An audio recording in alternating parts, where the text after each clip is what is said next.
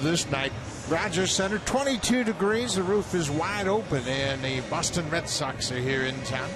The Red Sox won 2 of 3 against the Blue Jays the last time they met at Fenway Park. Let's take a look at their starting lineup. Boston has lost 5 of their last 6 games. Dustin Pedroia, over his last 10 games, he's 13 for 37 with 3 RBIs. He is swinging the bat very well. And how about Pablo Sandoval? In his first series against the Blue Jays, he went 6 for 11 with 3 extra base hits. They had a tough time figuring out how to get him out. Aaron Sanchez won his second game Saturday at Cleveland, went 5 2/3 innings, giving up just 2 earned runs. He did walk 6, however. Career high 108 pitches. He's looking to find that zone a little bit more efficiently tonight. This is Mookie Betts, who's been on a tear of late. Goes after the first pitch and hits a fly ball to center. Pilar, the center fielder, in a few steps. 1 pitch, 1 out for Sanchez. Well, you're going to see a little different look in the outfield tonight for the Blue Jays. And there's a couple of guys that are infielders playing at the corners. Chris Colabello and Danny Valencia at the corners. Kevin Pillar's in center field. On the infield, it's Donaldson, Goins, Travis, and Encarnacion. And behind the plate, Russell Martin.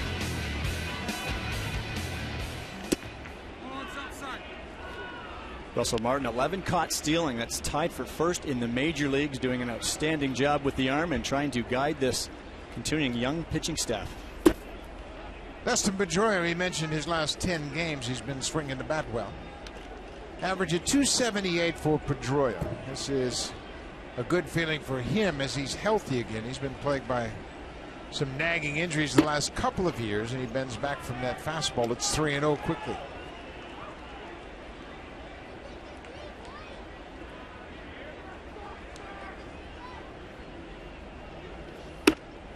There's a strike.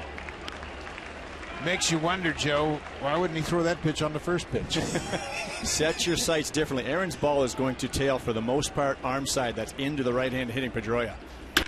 Pedroia rips it into left field. He continues to swing a hot bat. Aaron Sanchez is in a new role this season as a starter. It's so different when you're in the bullpen. Aaron last year 96 to 98 with that good sinking fastball. He predominantly used it. He didn't even throw many curveballs or changeups because he just needed 1 pitch. As a starter, you need to go through this lineup 2-3 times. You have to have a little variety of pitches. Now he's working in the curveball a little bit more and continuing to try to work on that 3rd pitch, the changeup. This is Pablo Sandoval, a switch hitter batting left-handed against Sanchez. First pitch breaking ball in the dirt. Sandoval was 2 for 2 against Sanchez in Fenway. He hit a home run. Line drive home run into the bullpen.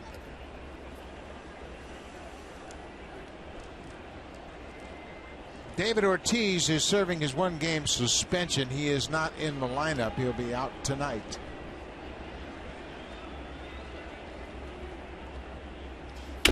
Bouncing ball to third. Donaldson goes to second. Travis to third. And a good one.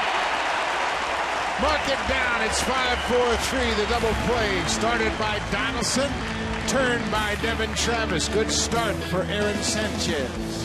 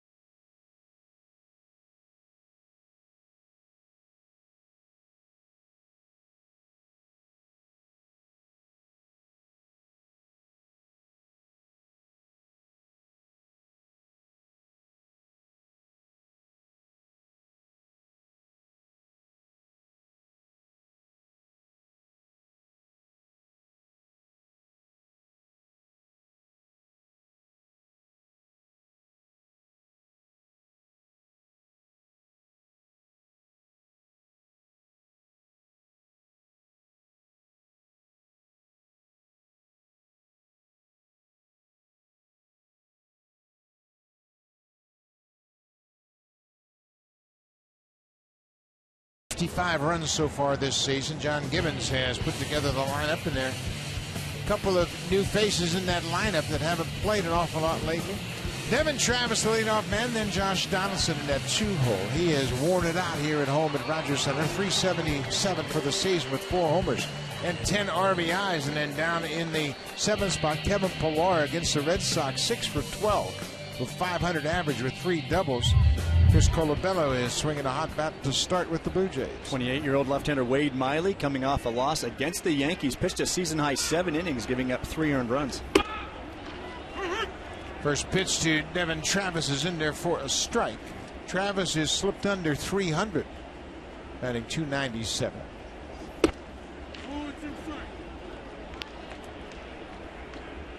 Devin continues to hit in that leadoff spot with Jose Reyes out on the disabled list. It's all about adjustments for a young player. Devin got off to such a great start. Now with Reyes out, he's filling in that leadoff spot, and pitchers have really focused on keeping that ball away from him.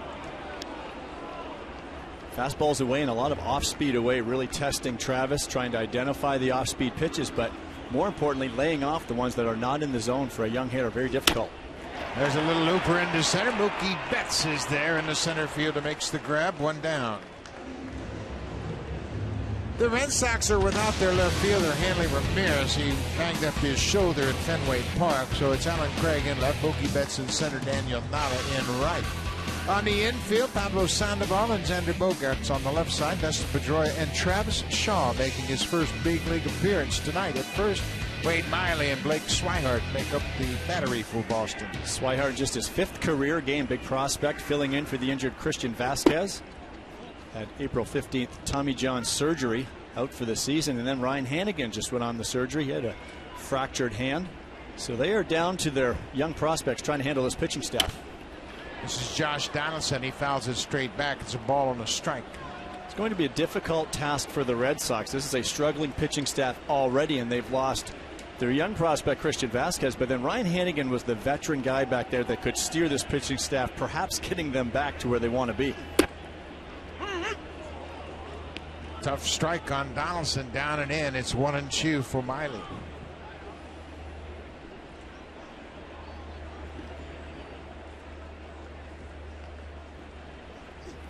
Breaking ball pulled foul.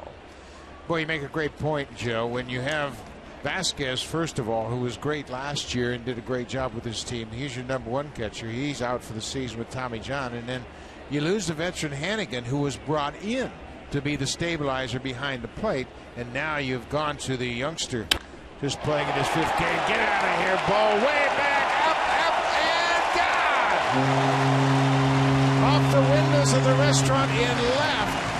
Donaldson, his 5th home run here in Rogers Center, his 7th overall. Just like that, the Blue Jays lead it 1-0.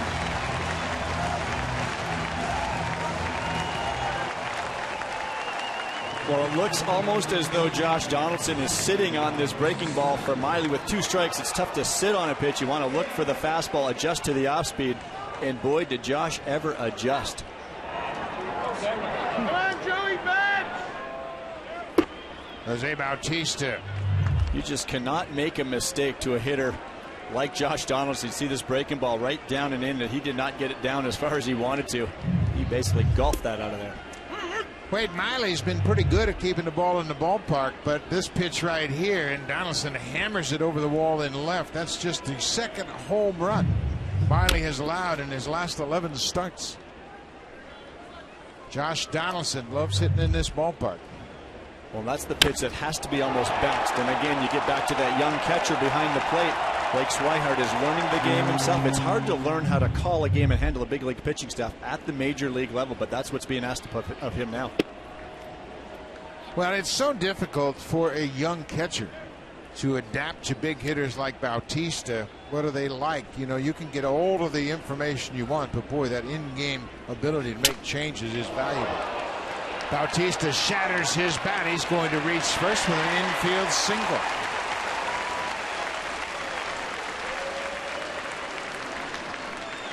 So all 3 Blue Jays have good at bats. Travis lined out, Donaldson homers, and now Bautista gets an infield single off the end of the bat. I see that off-speed pitch, but it's a good piece of hitting by Jose. As a hitter, you want to keep that bat through the hitting zone a long time, and that's exactly what Jose did, enabling himself to stay on that. Got it off the end of the bat, but he found the hole for an infield hit. This is Miley's second career start against the Blue Jays. The first one didn't go very well at all. That was back in 2013. Edwin didn't think that was a good pitch, and he's having a discussion with Sam Holbrook. This is the start, September 2013 in Arizona. He lasted just an inning and 2/3. Very difficult. I was really surprised at this trade with Miley coming to the Red Sox. This is a guy the last few seasons in Arizona, those numbers were getting a little bit larger each season, that ERA. Now he's coming to the AL East. This is a hitter's division. Ballparks that hitters like to hit in, and good, friendly, home run hitter-friendly ballparks. One thing you got to guard against with Miley is his pickoff move. He is very adept at picking off base runners. He's got 2 already this season, so you don't want to give him any free outs.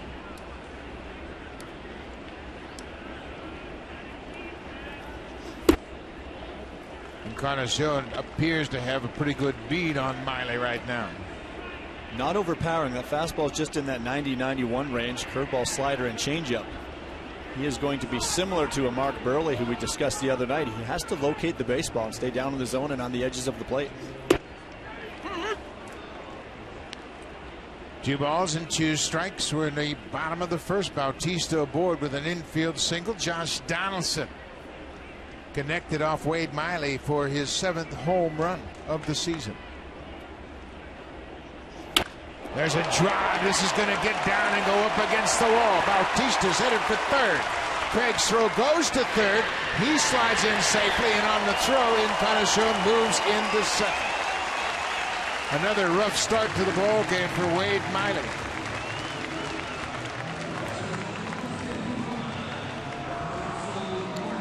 So that'll bring up the hottest of the Blue Jay hitters, Russell Martin, with runners at second and third. And he has been some kind of hot. 12 hits in his last 19 at-bats, 4 of them homers. Driving in runs, he's really doing it all, and we talked about it in the open. He's just made an adjustment to his swing, getting a little shorter, almost adopting a 2-strike approach, shorter to the baseball. Sometimes less is more as a hitter, and you hear a lot of hitting coaches talk about that. Guys go to a 2-strike approach, they say, why don't you just stay that way throughout the whole at-bat?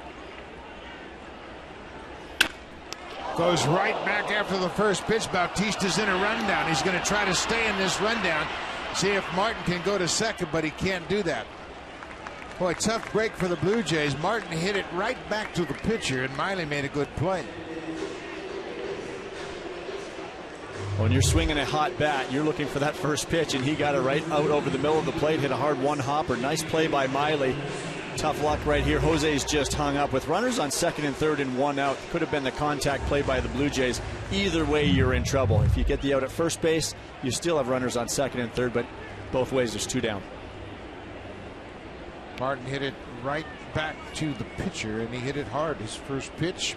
Danny Valencia now getting the start because Miley is on the mound. Valencia has been hampered by a sprained ankle.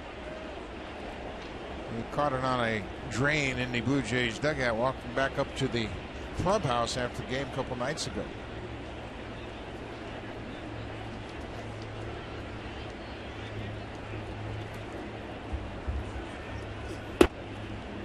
Breaking ball strike as Miley gets ahead. Valencia. This is his specialty. He is 8 for 15 against lefty pitching so far this season. That's a .533 average. Danny has not faced Miley in the past. Danny trying to shake that platoon reputation, but it's hard to do until you start hitting right-handers. Not something that he's proud of. He's trying to shake that and take advantage whenever he does face the right-handers, but throughout his career, that's what the numbers show. Danny over the last 11 games has hit .344. Little chopper out in front of home. Swihart out from behind the plate, makes the throw, and Miley really minimizes the damage. The Blue Jays managed just one run. That came to the second batter of the inning. Josh Donaldson connects, hits a breaking ball 9 miles to left. Home run number 7. Blue Jays lead it 1-0.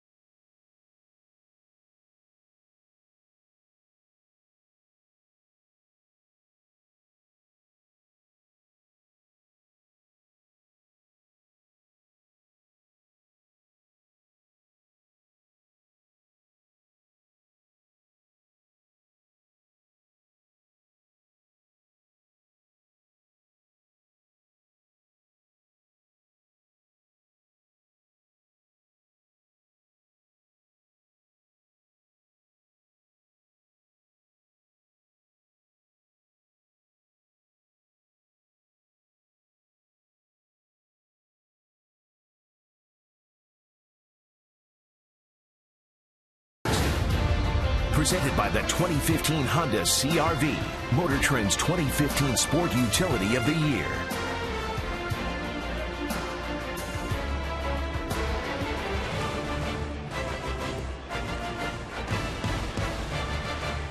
Beautiful Friday night here in Toronto. 22 degrees with the roof wide open.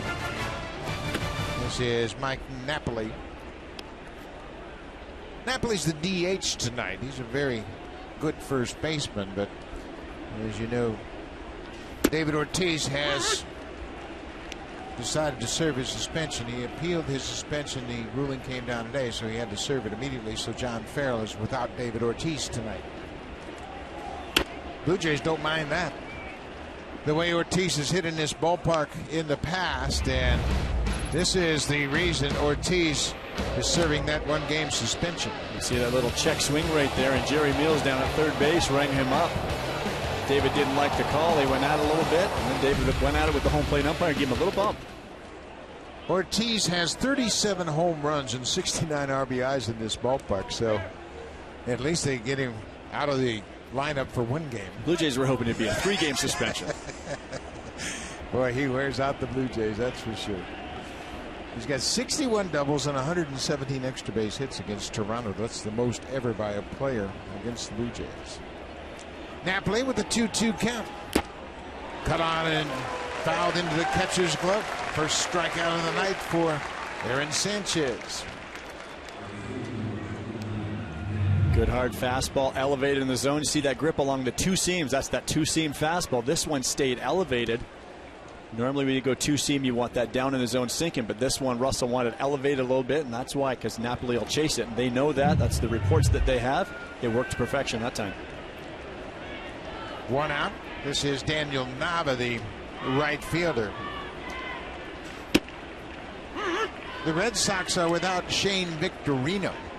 In fact, he is on a rehab assignment in Double-A Portland tonight. He's got a hamstring problem that he is just now starting his rehab. Victorino missed 132 games last year because of injury, and according to John Farrell, he played right field at Fenway Park better than anybody's ever seen. But he's not available now, and it's Nava. Ball and a strike to Daniel Nava. Down and in. That's that two-seam fastball that Sanchez will throw to the inside corner to the lefty. Started in off the plate and try to bring that thing back to catch the corner. That one just missed. Tremendous young talent, this young man.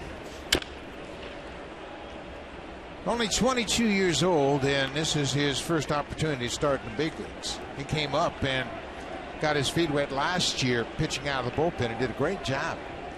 But you can see this is just his 7th appearance against the Red Sox.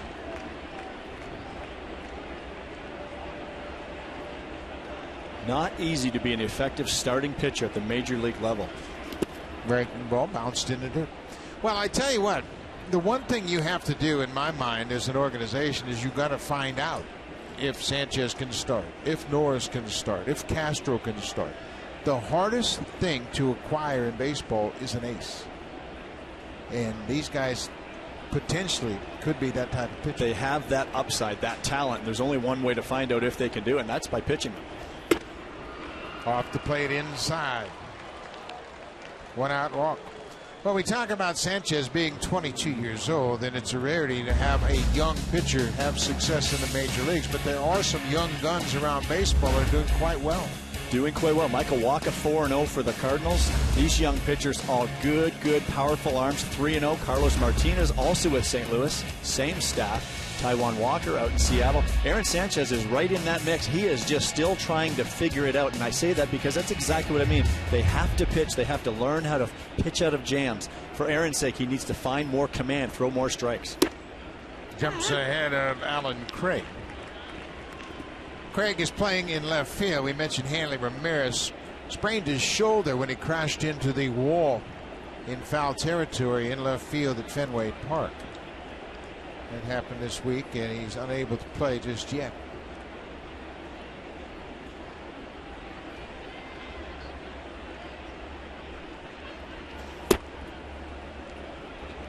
That's where Aaron will pull that pitch. Most times when he misses, we talked about it earlier, he'll miss arm side, which is inside of the right-handed hitter. But now right there, he's trying to make an adjustment so that he doesn't miss in there, but he's overcompensated. And this is, again, about it being a 22-year-old starter trying to figure out. He's got all this talent, this great arm. You're not going to see the same velocity as much. You're not going to see the 97s and 8s like we did out of the bullpen last season. But he still has to command it and trust his movement in the strike zone. 1-1 pitch off the plate. See Russell right there saying, stay middle, come right at me here, not side to side. A lot of times pitchers will work side to side too much instead of that direction, which is so important. This is where the veteran catcher can really help the young kid out, and Russell's been working his tail off trying to do it. Takes a lot of pride in what he does back there.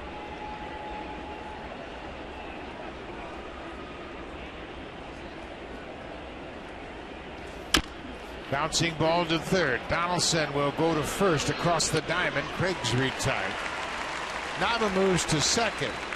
No chance to go to second base as Donaldson had to come in too far from third. He would have been thrown back across his body, and the risk of an error was too big. That's where Aaron can fall behind with his pitches, but because of his talent and the movement he has on those pitches, he gets that weak ground ball. A lot of times that could be a double play ball, but it was just hit too weakly. This is Blake Swihart, young catcher, who has just been called up since Ryan Hannigan broke his hand. He goes after the pitch and lines it into the glove of Goins. Hard hit, but right at the shortstop. We'll go to the bottom of the second. The Blue Jays lead it 1-0.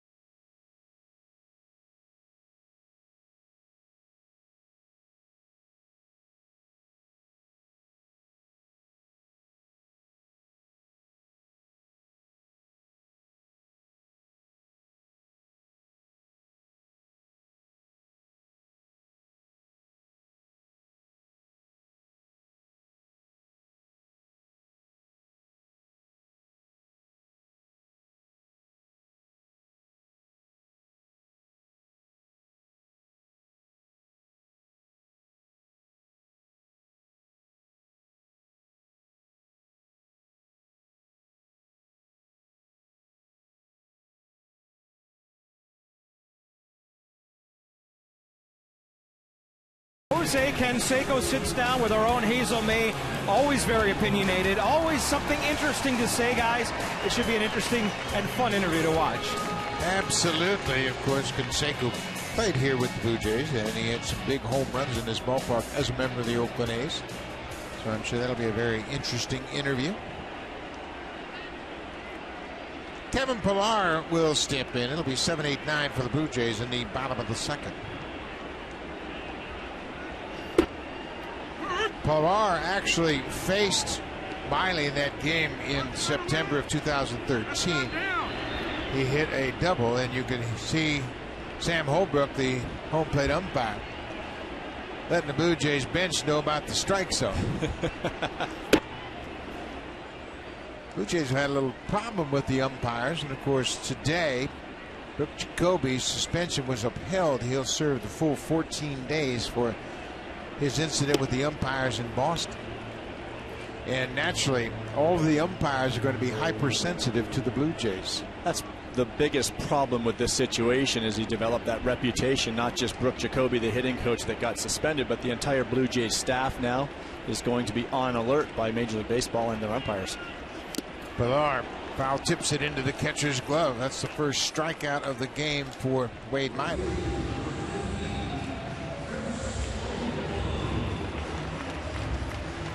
Kevin shaking his head. He thinks he just swung right through a fastball that he should have crushed. 1-2 pitch at 91 miles per hour. And you can see Goins wanted to get some information from Pillar about what he saw facing Miley. Now this is Chris Colabello. He's hitting a mere .750. He's 6 for 8 since coming up from AAA Buffalo. Colabello was the International League Player of the Month for April. The Blue Jays felt like, well, we'll bring his hot bat up here and see if he can stay hot. Yes, he does. That ball is hit a ton, but it's foul into the second deck. Almost talked him into it right there. Spoke with Tim Leeper today, and Tim's the first base coach and handles the outfielders. Chris has had some issues in the outfield in his first couple of games with Toronto, and he said he's just getting him to be more aggressive. Go after the ball until Kevin Pillar in center calls you off. If it's down the line, go get it. Just be more aggressive. That should be a good start to improve, and Tim spends a lot of work with these outfielders, continuing to try to get them to be most efficient. And lately he's been working with the infielders. That's what he said today. He says, I'm getting all Louis guys to come out to the outfield. Michael Saunders still hurt. Bautista still out of the lineup. Saunders spoke to him today during BP. He feels 100% better. He got a cortisone injection. Michael said that he's going to wear that knee brace now and give that knee full support, but he says he really feels a lot better.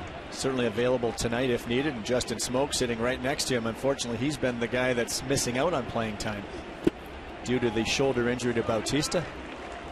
Jose limited to the DH role right now, and really I think everyone would agree, John Gibbons talked about it, they're a better team with Jose in right field, Justin Smoke at first base with his bat and his glove, and then having Edwin DH and resting and keeping off this turf and staying off his feet. There's a ball driven to right and deep. Nava looks up. This ball is gone. Chris Colabello going the other way on a 3-1 pitch. It's his first home run of the season. He's now 7 for 9 with a pair of doubles and a home run.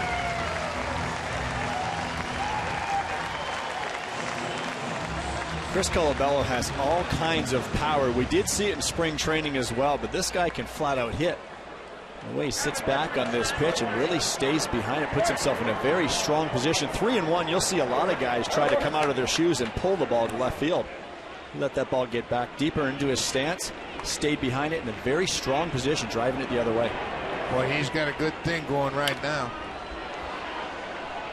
He is really swinging it, staying in a big part of the field. It's a fastball out over the plate again, not trying to pull it. You'll see a lot of power hitters come around that baseball. He just let that ball get deep in his stance, short to the baseball, and he's got some tremendous power. Ryan Goins behind 0-2 now.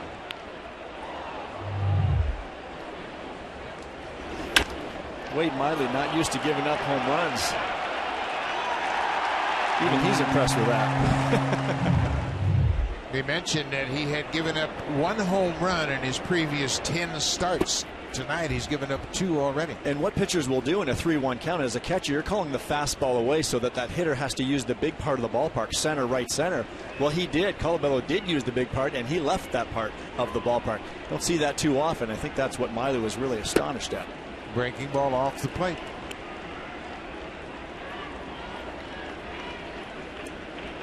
First time through the order, first 8 hitters. Blue Jays have 4 hits and hit 2 home runs off Miley. Strike 3 call. Miley gets the fastball in there. 2 strikeouts in the inning.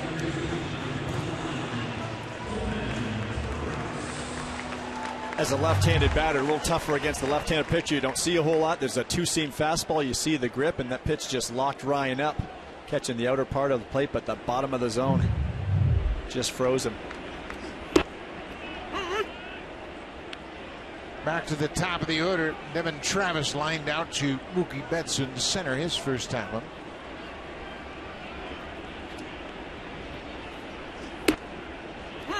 Right at the top of the zone, and high breaking balls in there. Ryan Goins has struggled a little bit against left-handed pitching. When you just don't see it as much, it's tougher to pick up that ball out of his hand.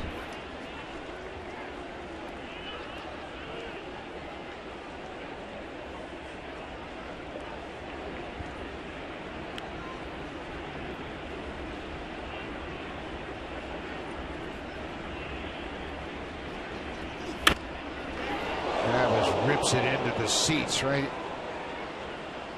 A couple rows deep, and you can see he looks in there, make sure everybody's okay. Where those balls rocket into the seats down there at ground level. Not a good feeling for a hitter either. You see Travis, as soon as he hit it, he's looking over to make sure he didn't get anybody. Well, Miley strikes out the side in the second. But Chris Colabello hits the Blue Jays' second home run of the night. On a 3-1 pitch out over the plate, he drives his first home run of the season over the bullpen in right.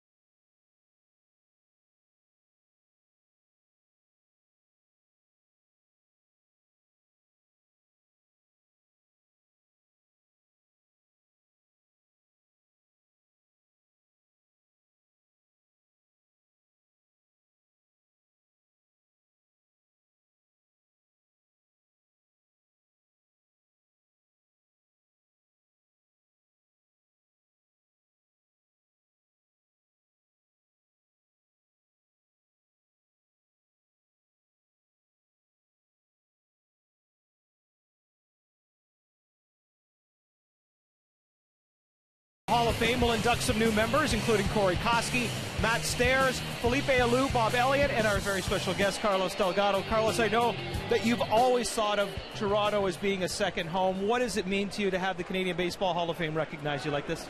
Oh, it is a great honor. I'm really excited about it. Looking forward to that to June, going over there. Great class, some great players, Stairs and Corey Koski.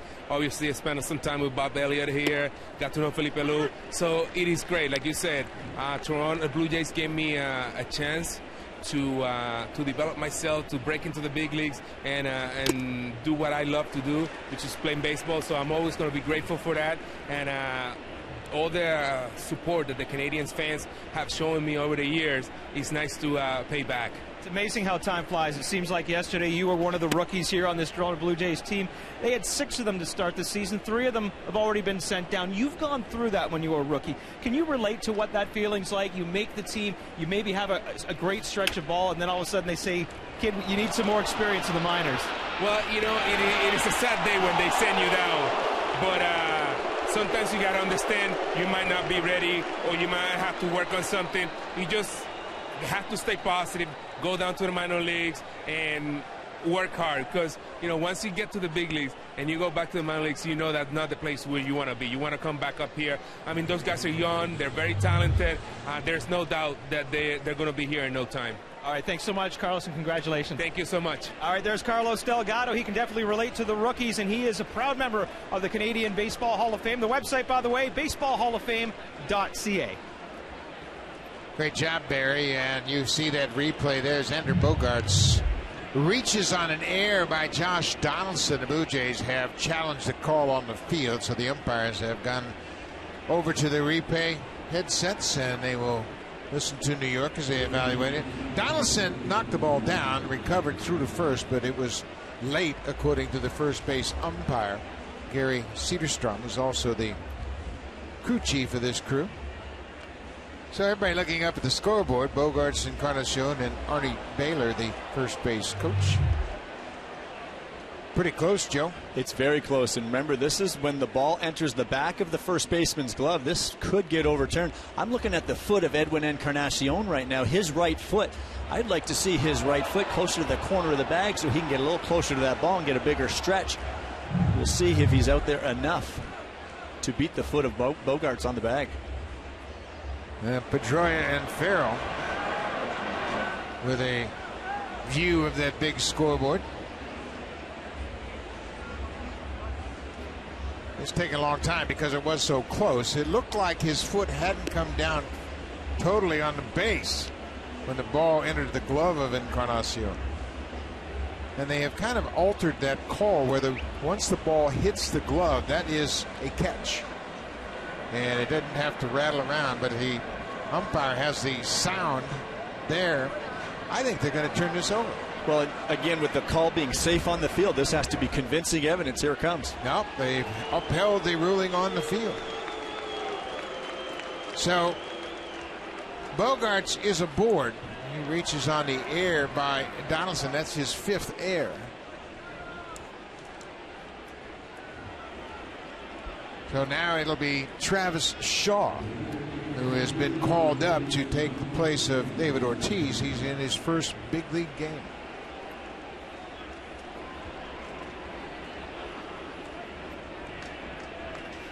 Shaw, he had to be a little bit surprised when he got called up. He was hitting 189 in Pawtucket, 17 for 90, but he has a couple of home runs. He's driven in 15 so far in AAA.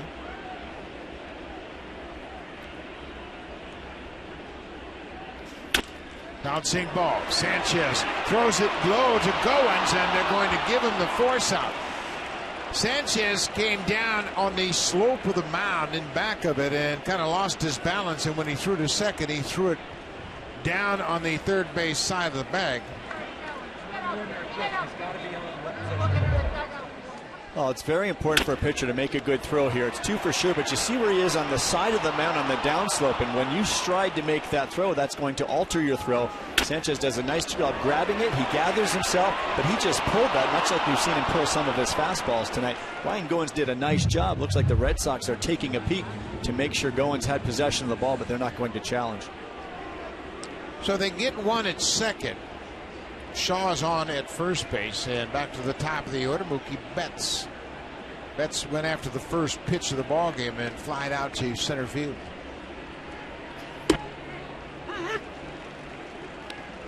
Betts is on an unusual streak, kind of like Russell Martin. His last 3 hits have all been home runs.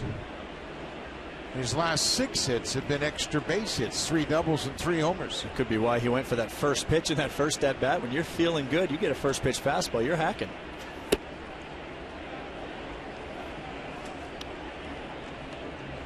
Just an unfortunate play for Sanchez. Pitchers work on that drill all spring training long. Of course, those comebackers, 1-6-3 double plays. If he gives Goins a feed right there, he's facing Betts with nobody on and 2 outs.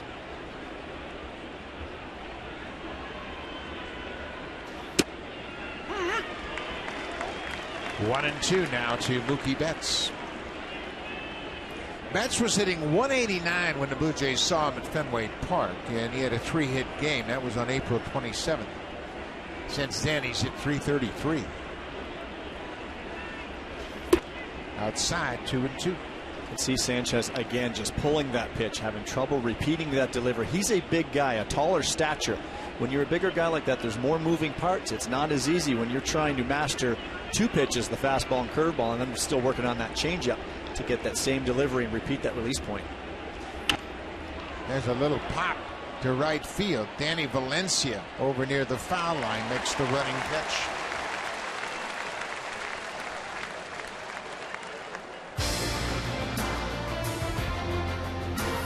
Save during the Lawn and Garden Expert Sale. Only at Home Hardware and Home Hardware Building Center.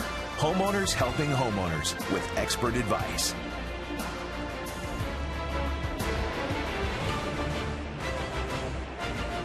I said Valencia, that's Colabello in right. Valencia's in left. Dustin Pedroia had a single through the left side of the infield his first time up.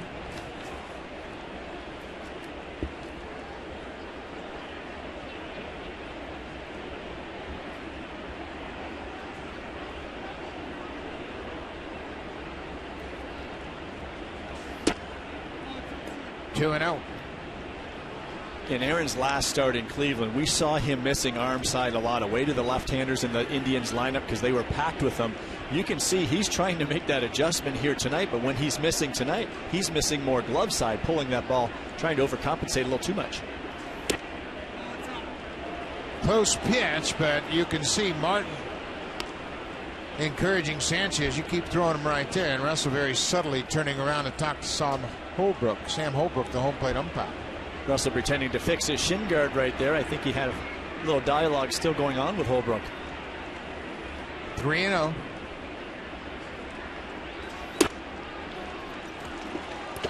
All those pitches pretty close, but Sanchez didn't get a call. 2-out walk to Pedroia.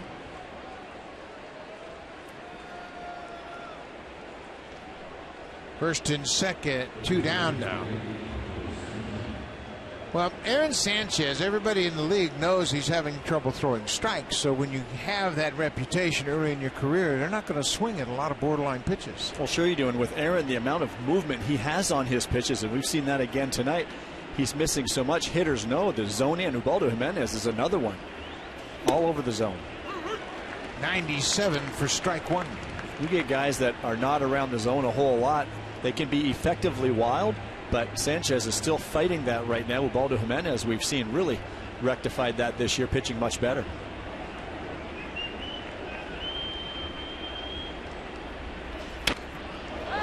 You see Russell Martin in his setup. He's not favoring one side or another, and that's a great move. You know, we talked about Sanchez, how he's just trying to get a feel for the strike zone, and Russell's staying in a big part of the plate right now. With Aaron, his biggest deal is that movement going off the plate. So instead of throwing to a half or a third of the plate away to this left-hand hitter, just throw right down the middle and let that movement work. Pablo Sandoval came up with the Giants, and out in San Francisco, everybody had the Panda mascots, and he has shown up here. I wonder if he flew in from the West Coast. I'd hate to be sitting behind him. That's a big panda.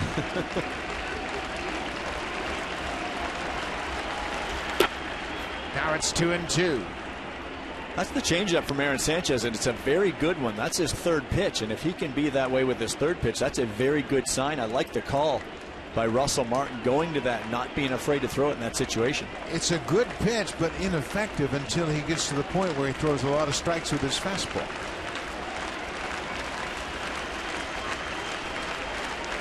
Martin giving multiple signs with a runner on second base so that they cannot pick it up. Fouled back. That'll give you a pretty good idea how good his fastball is. Sandoval's one of the best fastballs in the game, and he's late. And I think more importantly, coming after the changeup, you slow the hitter down a little bit. Now that 96 looks about 99. Sandoval a little bit late, and I'm just waiting to see if Russell, he's going to go talk to Sanchez right now. They're going to have a discussion. They know that this is a big part. Even though it's early in the ball game, it's a big part of the ball game.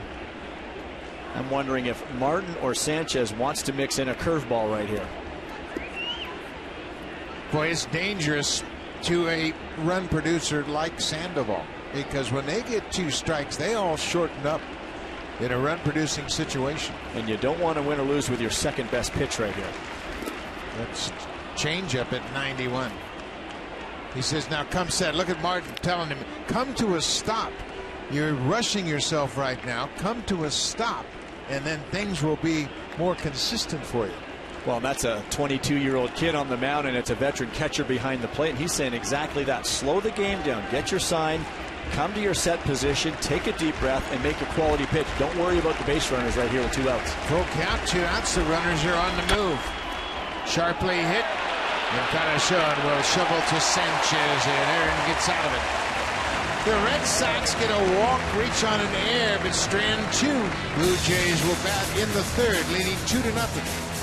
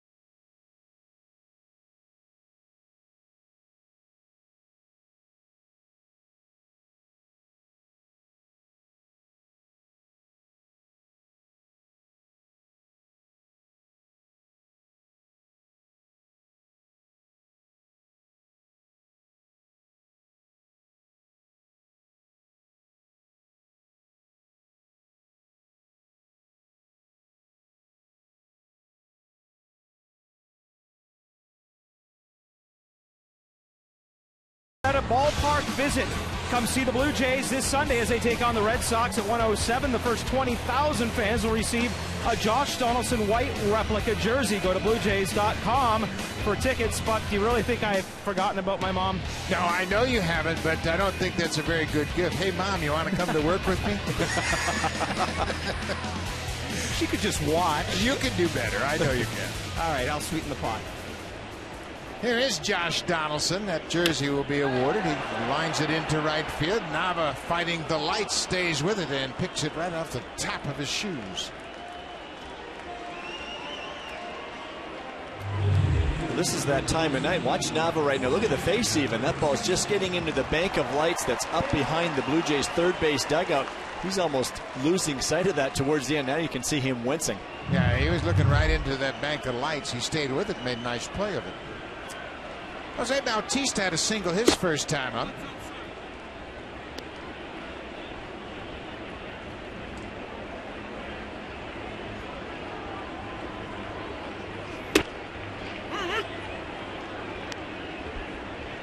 It's a good pitch by Miley, getting that fastball in on Bautista, but if you're coming in there, it better be in there. Don't miss out over the plate.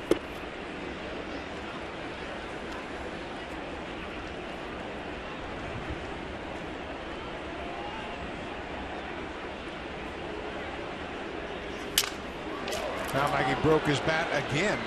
This time to the shortstop. Bogarts throws him out. 2 down. Let's check it with Jamie Campbell.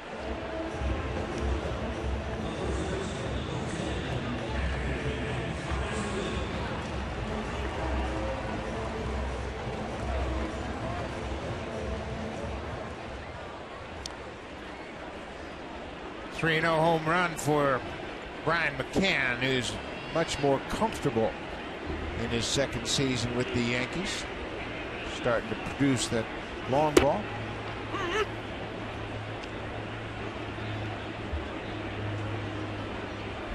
And when Encarnacion doubled in his first to bat, actually singled and went to second on the throw.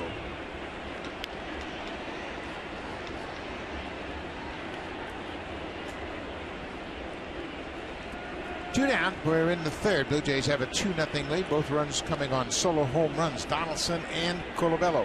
Big shift on for Edwin to pull. Second baseman Pedroia way over on that shortstop side of the bag. 3 infielders on the left side.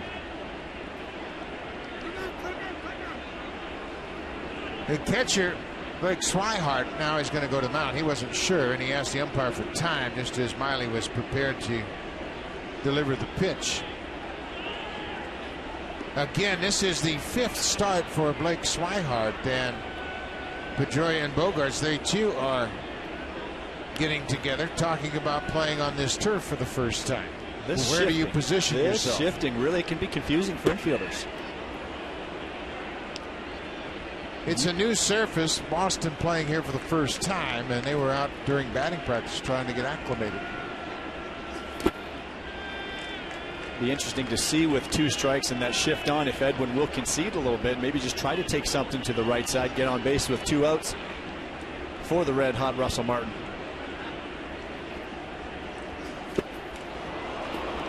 So breaking ball, Encarnacion strikes out. Miley retires the Blue Jays. 1, 2, 3 in the third. We'll head to the fourth. Blue Jays lead at 2-0.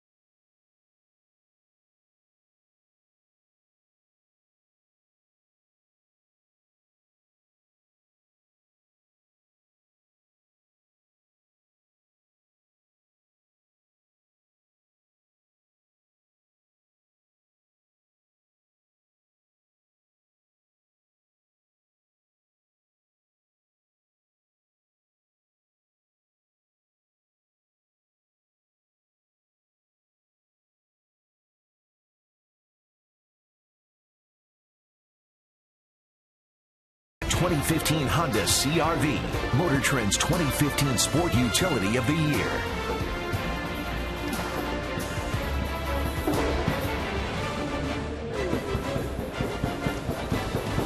They may have skipped spring here in Toronto. It is a gorgeous summer-like afternoon and evening. Aaron Sanchez has a 2-0 lead. He got a double play to end the first. Got out of a tough jam in the third. He was able to strand a pair of base runners.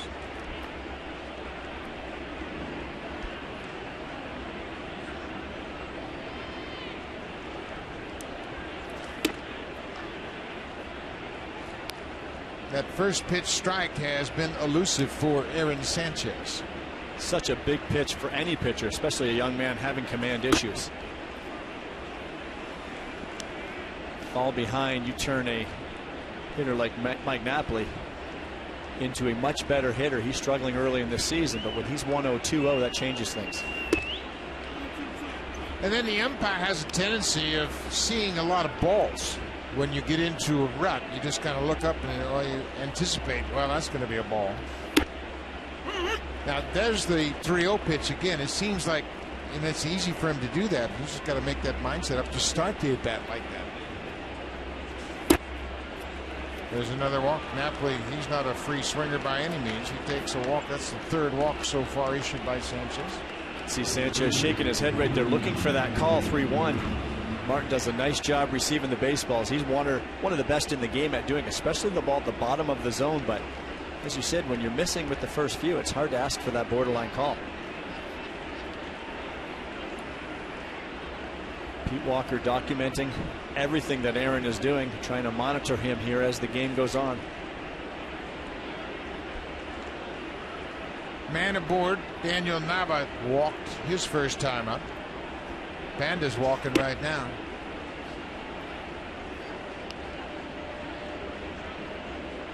That's a big head to carry all up those stairs. He didn't like the other Panda bouncing into that double play in the first and then grounding out to end the third.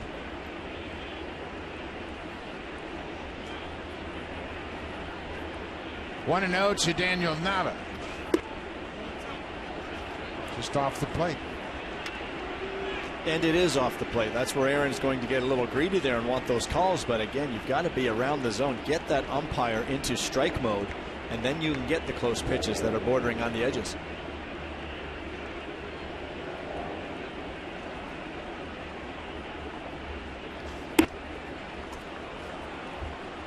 Russell said, give me a different ball. That one's not going over the plate. Well, Russell's going to go and talk to Sanchez right now. And what this is just a reboot. Go out there. Who knows what he's talking about right now, but it's just relax, start all over. Let's just pretend these pitches haven't happened to start the inning all over right now. The American League average for first pitch strikes is 60.7%. Sanchez is among the lowest. He's only thrown 51% first pitch strikes, and it just create a problem for yourself. He's aware of that. He knows that. He's just trying to get a feel for how he can get ahead. He's pretty good on that 3-0 pitch. You know, there's no pressure, nothing bothering him. Just lay it in there, probably knowing the hitter is not swinging. But as you said, you got to take that into the start of the at-bat and work ahead. Make the hitters beat you. Do not be afraid of contact. Ball fourth. That's 4 walks now, back-to-back walks in the fourth. Pete Walker is going to go to the mound. The pitching coach is out of the Blue Jays dugout. To give you an idea about strike throwers, the highest first pitch strike percentage, 75.3%. That's Phil Hughes of the Twins. And the list of the top 10 is pretty impressive. John Lackey, Max Scherzer, the young left-hander. Elias in Seattle has thrown 70% strikes. Then you have Garrett Cole of the Pirates, Anibal Sanchez of the Tigers. Bartolo Colon is a strike-throwing machine. Dylan G of the Mets, Kazmir, and Samardzija. What's the moral of the story? They're all good pitchers that pitch ahead. Yeah, you got to work ahead. And Aaron's he's been working on different things in his delivery. One thing that he'll do is he'll get a little side to side in that direction. Once that head tilts on you a little bit, the head tilts and your arm gets away from you, get that separation. Very difficult to repeat your delivery and have your direction going towards home. This is Alan Craig. Craig is in left field tonight. That hit him. So the problems continue for Sanchez here in the fourth. 2 walks and a hit batter. That'll load the bases. Nobody out. And they're going to start to stir down in the Blue Jays bullpen. See him getting on the side of that baseball a little bit, but the big thing is with it elevated, he's not finishing it. And when you take your head away or go towards the first base bag, you're working sideways, not allowing yourself to work out over that front leg down towards the catcher's mitt. There's a strike.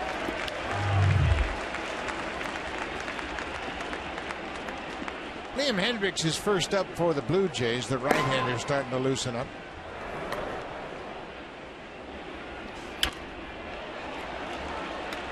This is the rookie Blake Swihart. He was a first-round pick in 2011. He's a switch-hitting catcher from New Mexico. He was the topic of conversation when the Boston Red Sox were talked to about trades. Of course, they had Christian Vasquez, who caught for them last year. He's a young catcher and a very good one, but he has undergone Tommy John surgery, and Swihart is too valuable now for the Red Sox to even consider any kind of trade. Wouldn't mind seeing a breaking ball here. Get him out front of that delivery. Fastball up and away.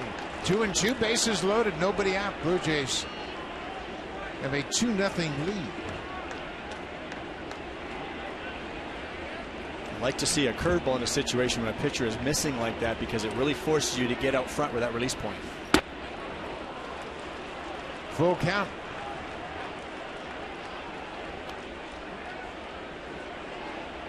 Xander Bogaerts is on deck. Still nobody out.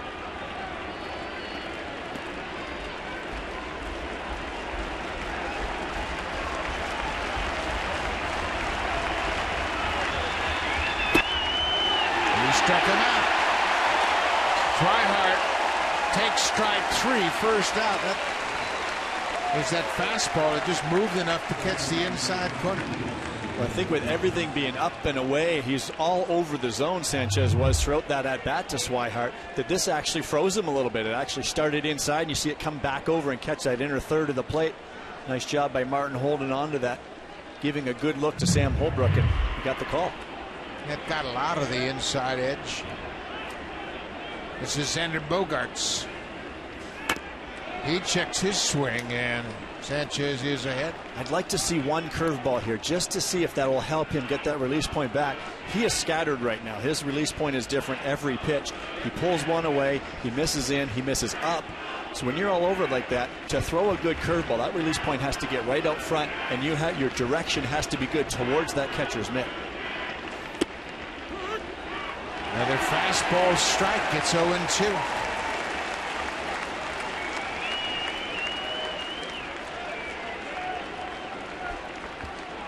The Red Sox have just one hit against Sanchez.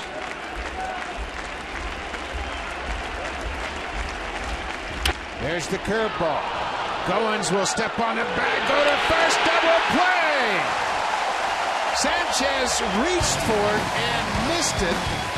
Goins, the ball took him right to the bag. He stepped on second and threw to first to get Sanchez out of a tough jam. Defense once again bailing out the pitching staffs. Goins doubles up Bogaerts.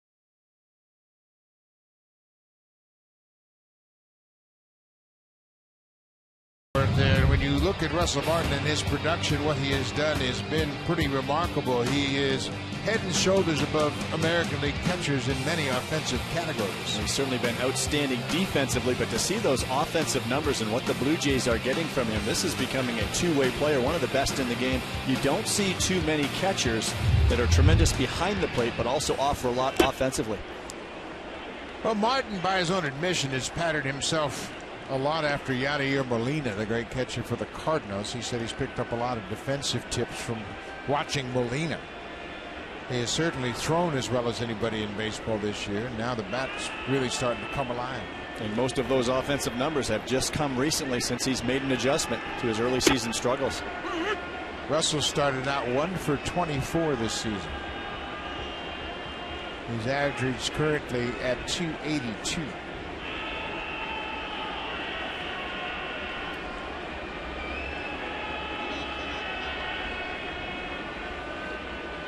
Russell's really almost adopted a two-strike approach. Watch him how he gets up on that knob a little bit, just off the knob of the bat, just choking up a hair. And he's 0-2 right now, but he's been taking this approach throughout the entire at-bat. It's allowed him to be shorter to the baseball and really letting the ball travel. His strength has always been the other way, he said. So when he was jumping out there early in the season, coming around the ball, it was weak contact, but now he's letting that ball travel. He's seeing it better and putting himself in a stronger position. Protects that outside corner and stays alive. Why don't you see more guys choke up on the bat handle? Oh, that's not cool. That's not cool at all. And I said sometimes, we'd had this discussion last week, but a lot of guys don't want to give up that. They think they're giving up power when you come off the knob of the bat. Well, the old-time home run leader, Mr. Bonds, out in San Francisco, choked up about 4 inches on the bat handle. If it's Didn't okay, hurt him. If it's okay for him. But Russell has just had a whole different approach, and you can see how he's just seeing the baseball better, staying on it more, all those things. Bottom line is being shorter to the baseball. 2-2 pitch. Good pitch down and away. Martin strikes out. That's 5 strikeouts for Miley.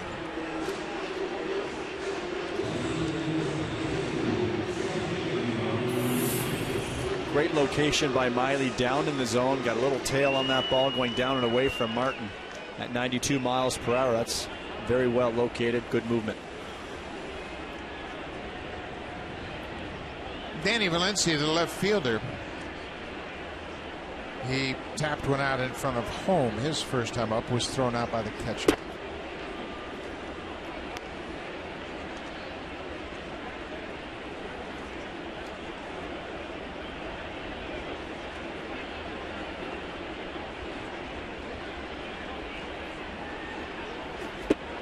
Good curveball. Miley's starting to get zeroed in. You can start seeing it now. He's getting that ball from the catcher. He's ready to go. He's back on the pitching rubber. Wants Swihart to put the sign down. Pitcher's getting a groove. It's all about that rhythm and timing. They just want to keep rolling. He's feeling it right now coming out of his hand. He's gotten command of the bottom part of the zone. That's Ryan Hannigan on the right. Talking to Mike Napoli. He's on your left, and he's the one that's got the broken hand.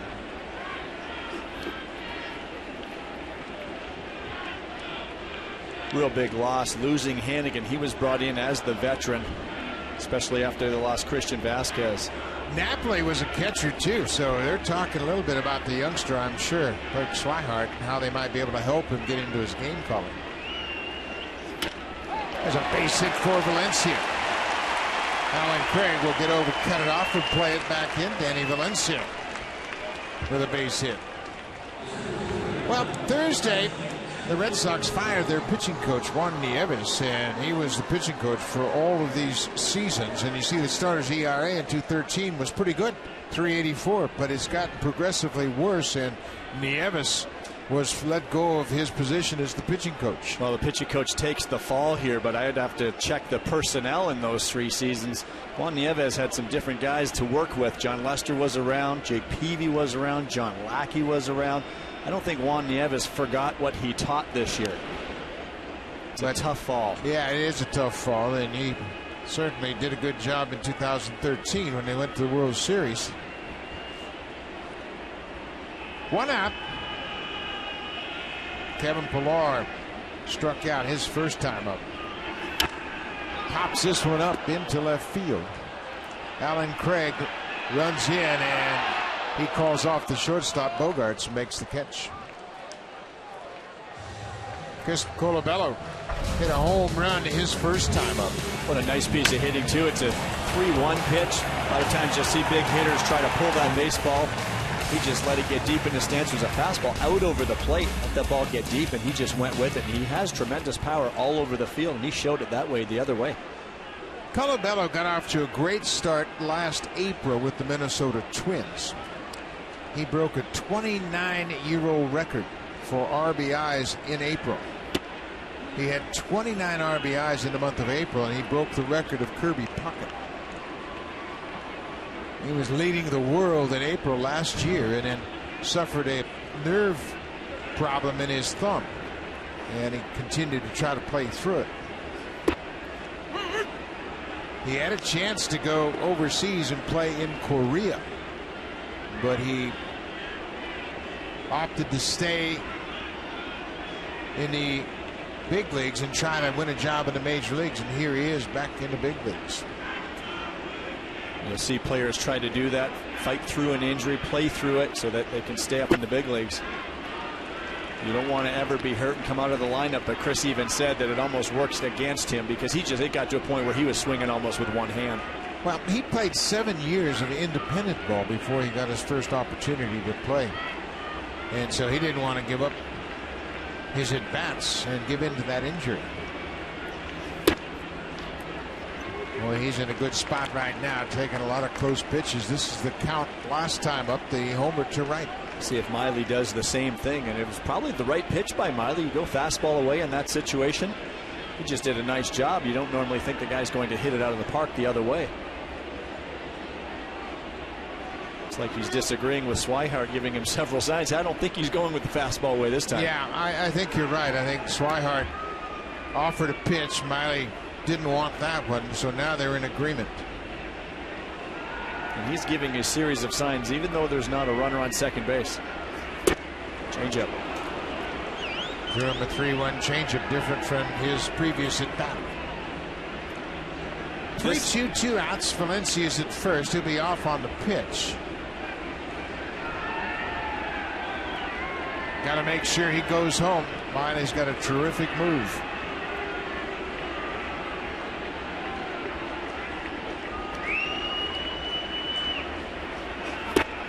Another changeup, couple of strikeouts. Miley starting to get zeroed in. 2 strikeouts. He's got 7 through 4. Now it's time for a Blue Jays Central update.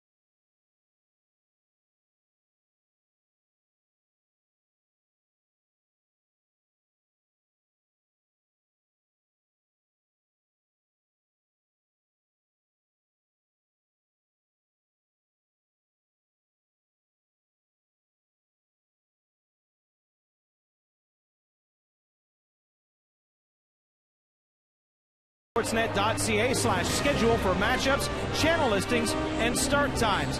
Well, guys, Marcus Stroman is not with the Blue Jays right now, but he is here in spirit, watching the games and tweeting along. And when Aaron Sanchez, his good pal, got out of that last inning, Stroman tweeted a little emotion from Sanchez after a sick play by Ryan Goins. I like it. He is keeping a close eye on his good friend, and I'm sure he wishes he was out there as well with the Blue Jays. That's a great job, Barry, in keeping us up to date with Marcus Stroman, and you could see the emotion from Sanchez after he got out of that nasty jam. This is Travis Shaw, who is up for more than likely just one game, filling in for David Ortiz. Bouncing ball. There's Goins. Boy, it takes a nasty. What a good play. Hit right on the edge of the dirt there at second and kicked up high, but he was ready for it and made a nice play of it. We saw the double play to end last inning. Aaron Sanchez didn't get a piece of it and worked out well. Watch him go for this ball, but then say, nope, I'm going to let my shortstop do his work. But look at that hop. It just catches the dirt cutout at second base with that top spin. Almost bounced over the head of Goins. Nice job. You can see him taking a sigh of relief as he's able to stay on that. Well, took a wicked hop. One down, back to the top of the order. Mookie Betts.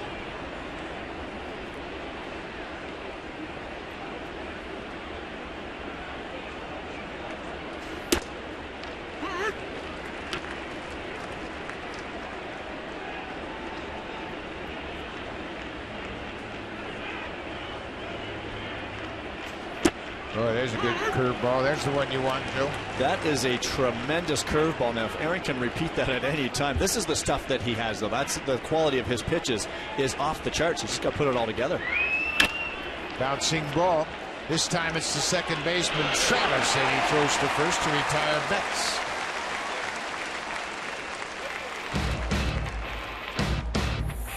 Save during the Lawn and Garden Expert Sale. Only at Home Hardware and Home Hardware Building Center.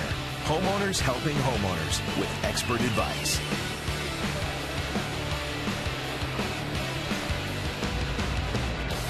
CN Tower on a gorgeous evening here in Toronto. And hardly a breath of wind. It's just a calm, perfect night. Heston Pedroia takes the first pitch strike.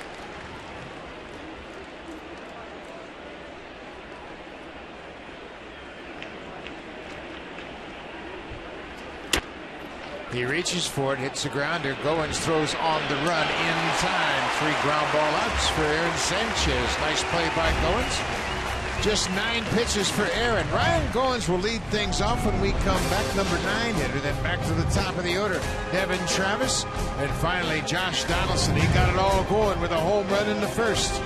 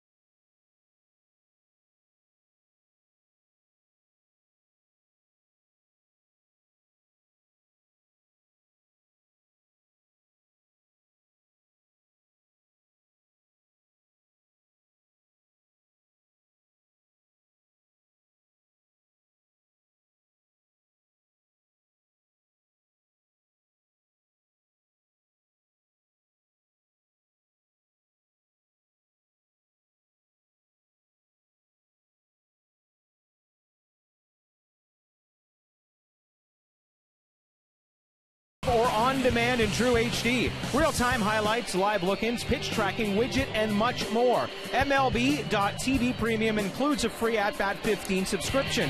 Watch baseball at home, at the office, or on the go. Season-long subscription packages are available. Visit BlueJays.com for more details. Buck? Thank you, Barry.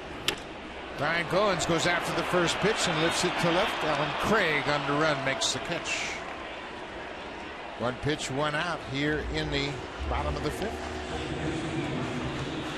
Well, you talk about at bat. If you had the at bat, you could look into the Detroit-Kansas City game. David Price and Yordano Ventura. Ventura pitching for the first time after serving that suspension. He is back on the mound. First pitch breaking ball in there for a strike to Devin Travis.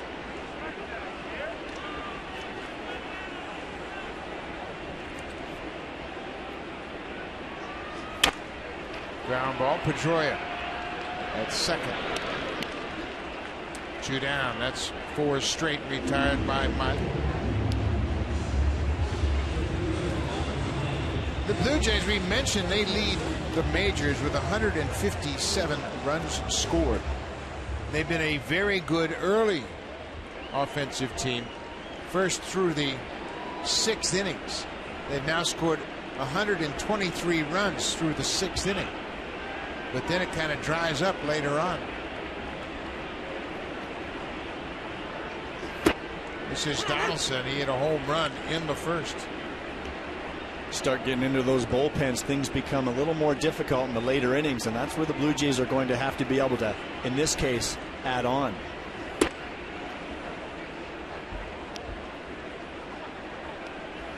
From the 7th inning on, the Blue Jays have scored just 34 runs, which ranks them tied for 13th.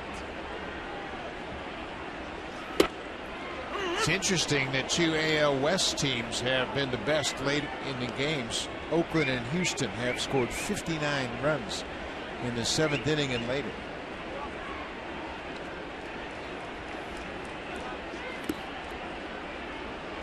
Two balls and 2 strikes to Donaldson. Wade Miley is doing exactly what John Farrell wants to see. Gave up too early, but he's keeping his team in the game, giving that offense a chance to come back. This is where the Blue Jays need to try to add on. John Farrell's a pitching guy. He knows exactly what's going on out on that mound. Donaldson with his 2nd hit of the night. Lines it to left. A 2-out single for the 3rd baseman.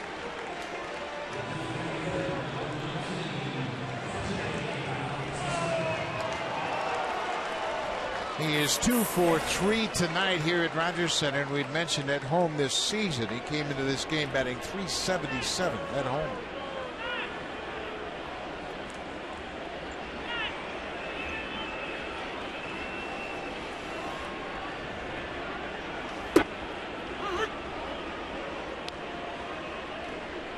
Two quick outs here. We'll see if Jose will try to shoot that right side. First baseman Travis Shaw holding Donaldson on. That whole right side is open with Pedroia almost up the middle.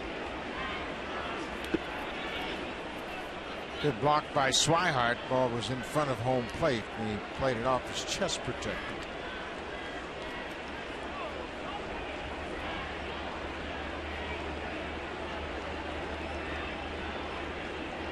Those are the little things that do not go unnoticed by a manager, keeping that runner on first, keeping him out of scoring position right there. That's bounced foul wide of 3rd. 2-0 Blue Jays. A couple of solo home runs. Josh Donaldson in the first. Chris Colabello in the second.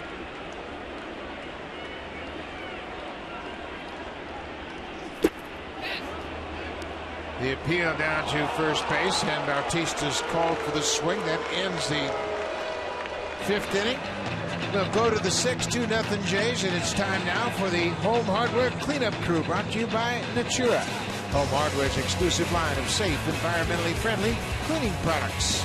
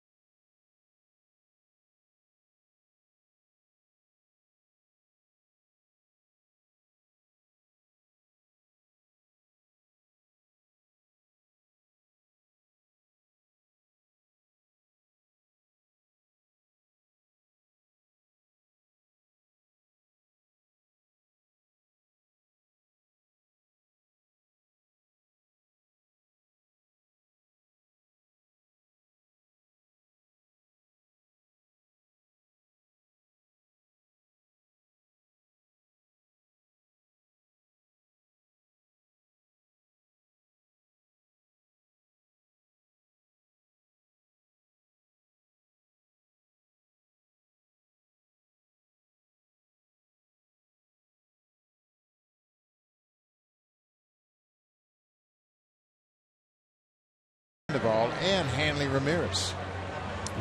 Two big additions offensively. This Red Sox team had trouble scoring runs last year. They had to get better offensively.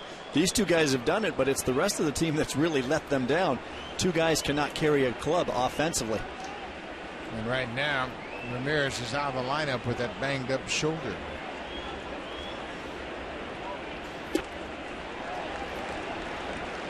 Hanley Ramirez, a terrific offensive player, off to a good start his first year here in Boston, and he is a dangerous hitter that's out of the lineup for the Red Sox.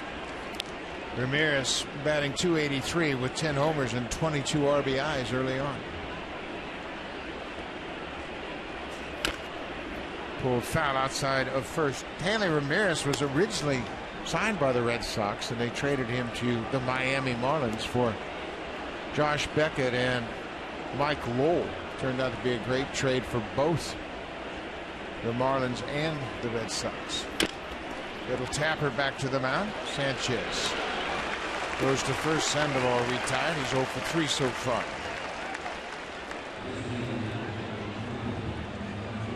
And Ortiz has been fairly quiet. Napoli, of course. Sander Bogart's just around 270 coming in, so they're not getting those contributions from around the lineup. Two guys cannot carry it. Boston as a team came into this game batting .239.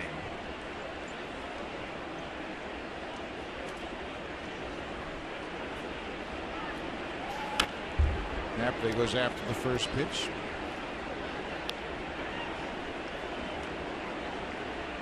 Mike Napoli missed the first 2 games of this series at Fenway Park against the Jays. He was dealing with strep throat at the time.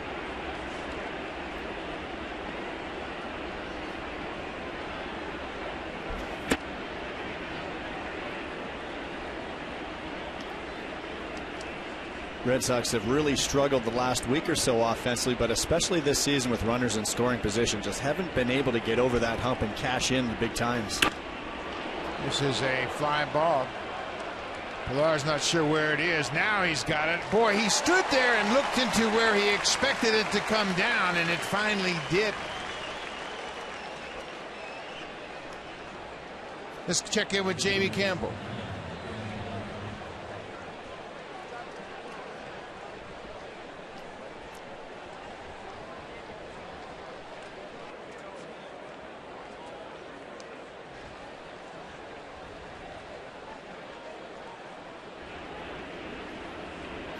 They have jumped on Miguel Gonzalez for those 5 runs. Daniel Nava has walked both times up tonight.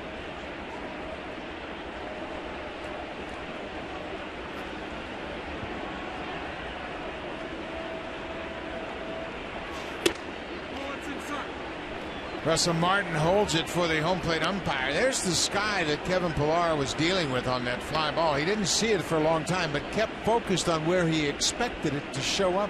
Tough time of night. That ball just disappears. It's almost the same color.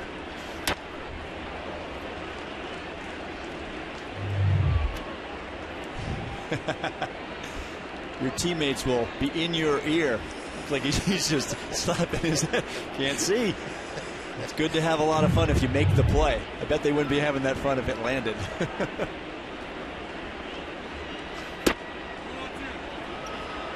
Russell Martin getting frustrated now.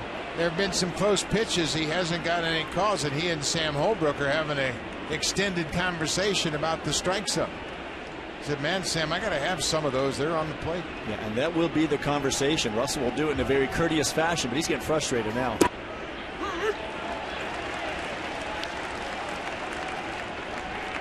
Now it's a full count. Talked about it earlier, but that's the result of Sanchez being all over the place somewhat throughout the evening, so you're not going to get those borderline calls. It's not right, but it's just the way umpires work. It's hard to call those when you haven't been around the zone.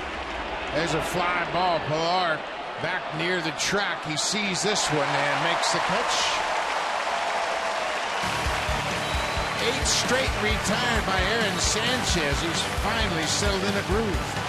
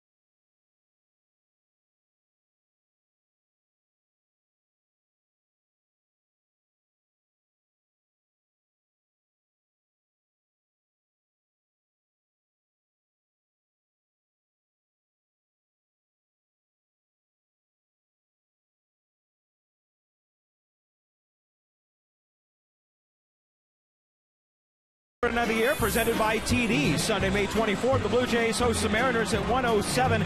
The first 20,000 fans will receive a Blue Jays trucker hat. Special appearances from Chad Brownlee and Gort Bamford. Go to BlueJays.com for more tickets. And guys, every day pregame, they have a different theme of music in the Blue Jays clubhouse. If Mark Burley had his way, every day would be Country Day. Mark Burley's from Missouri, and it's big home of country music with Bramson down in the Ozarks. A lot of big country singers perform down there, so I'm sure Mark loves to hear that country music. And when Encarnacion is 1 for 2.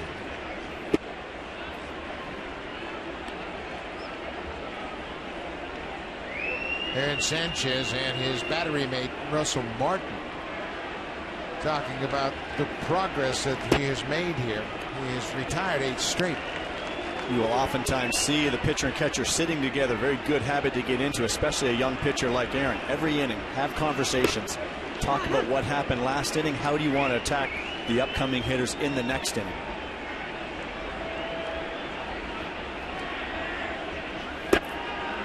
Encarnacion will take ball 4. Leadoff walk here in the 6th.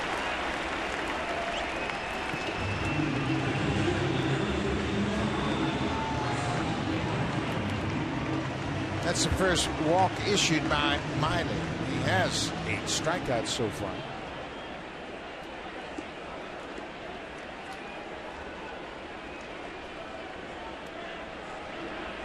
Eight strikeouts, a season high for Miley. He had 6 strikeouts in his first start of the season. That was in New York against the Yankees. Russell Martin has had an RBI in 5 straight games. His career high is 6.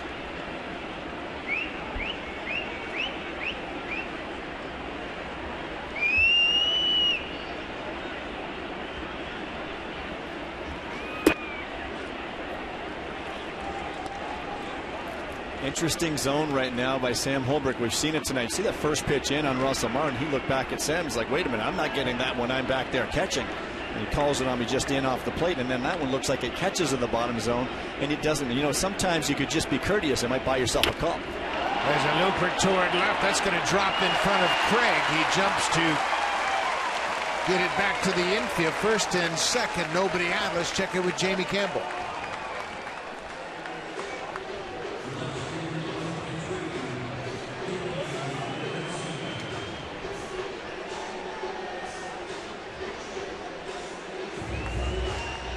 The Minnesota Twins are really playing great baseball right now. They got off to a slow start, and all of a sudden things are starting to click for them.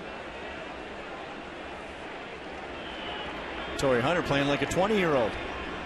The Twins going into this game are 3 games over 500 at 16-13. Cleveland's fallen upon hard times. A tough division with the Royals and Tigers, but Minnesota is doing everything they can to stay in that thing. Very early. We talk about the Red Sox missing their catcher. The Indians are really feeling the loss of Yan Gomes. I think the pitching staff has been dramatically affected by his absence. Well, there's a reason why guys are #1 catchers, and Yan Gomes is a perfect example in Cleveland. Of course, he's developed into a very fine offensive player as well, but the work they do behind the plate, we see it right here in Toronto with Russell Martin, especially with a younger pitching staff. Valencia checked his swing. It's 2-0. I don't think you can put a value on what Russell brings to this club, much like what Yan Gomes does in Cleveland to the pitchers. And we see conversations like we saw earlier with his pitcher Aaron Sanchez between innings, talking about how you're going to attack hitters, trying to get him through the difficult times. Sanchez cruising in this ball game. He's had some struggles. Valencia rolls over on that and fouls it. Danny Valencia singled his last time up. Line single to left field in the 4th.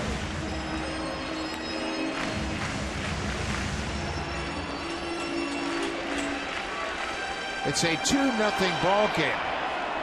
The way both of these pitching staffs were pitching coming into this series, everybody expected it to be a blowout, both sides. Sanchez has allowed no runs on 1 hit. Miley's allowed just 2 runs. 2 of the worst pitching staffs in the American League. Hot shot, base hit. Encarnacion is around third. He's going to score. Martin goes first to third, and Danny Valencia has given the Blue Jays a 3-0 lead.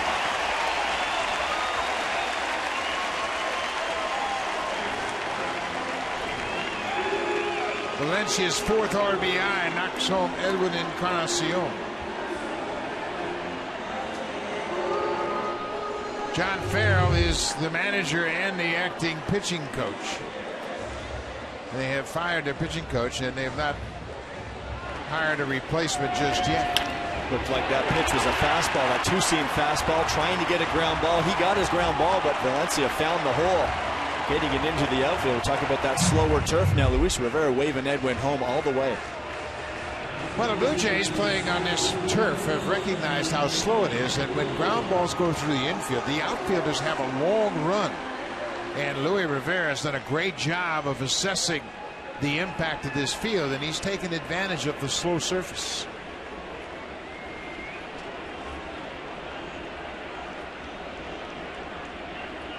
Kevin Pillar 0 for 2 so far. He bunts it in the air, and Shaw is not going to get it. Safety squeeze play where Martin reads the ball off the bat and reacts at third. Pillar trying to get a lot done with that. Get that ball down. You could advance a runner, also possibly get a runner in from third. Lexi Uganda, the big right-hander, loosening up for Boston.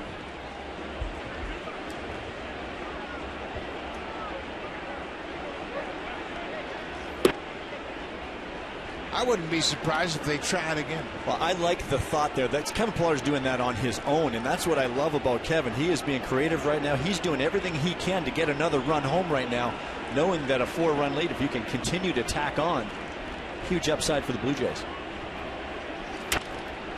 Pops this one to right. Nava over near the foul line. Martin's tagging at third. Here's the throw to the plate. It's cut off.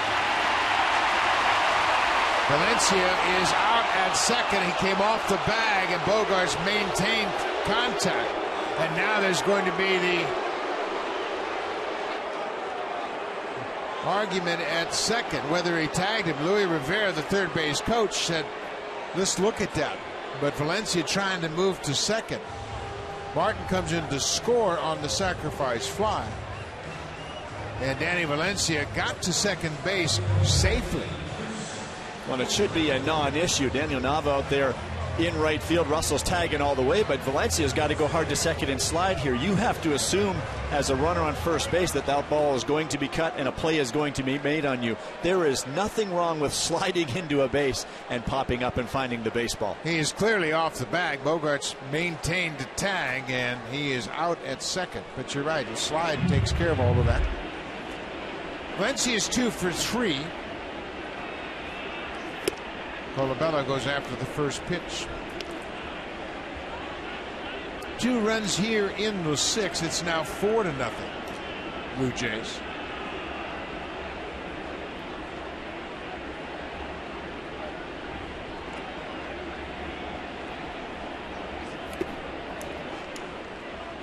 Slow breaking ball. Colabello chased it. It was in the dirt. It's 0-2. And I think Danny will tell you after the game right away, I screwed up. I just have to go in hard and slide right there. It doesn't matter whether the tag was on or not. Whenever you have to take off like that, you slide and pop up and then find the baseball. 0-2. Upstairs.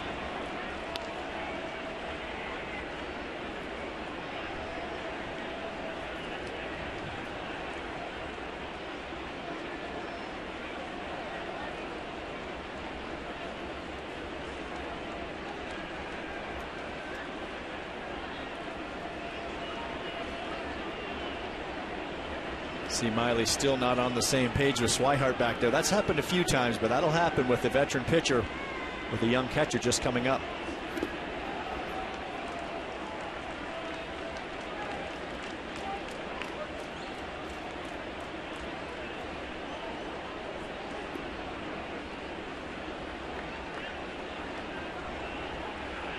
2 balls and 2 strikes.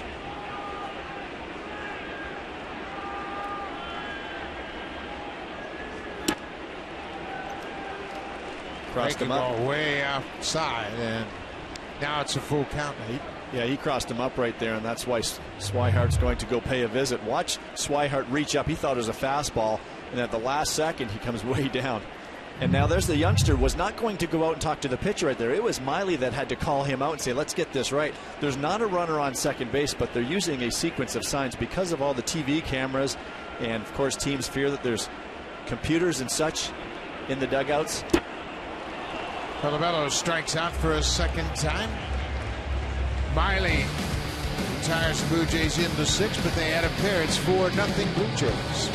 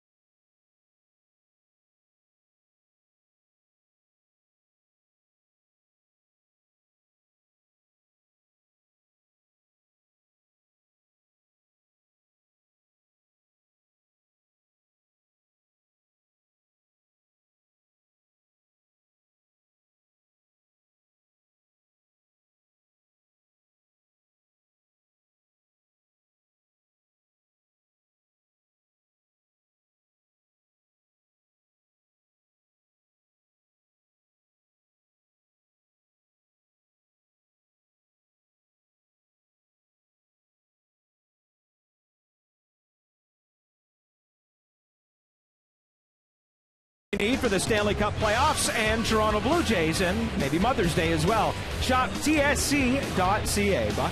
Thank you, Barry. Blue Jays have a 4-0 lead through 6 innings. Aaron Sanchez, this is the first time in his big league career he's pitched 6 innings, and it's been impressive. It has been very impressive. That 4th inning has really got himself into a lot of trouble. He's only given up the 1 hit. But 4 walks. He walked a couple and hit a batter back in the 4th inning, but was able to get out of it. Ezekiel Carrera takes over in left field for Danny Valencia. This is the Red Sox left fielder, Alan Craig.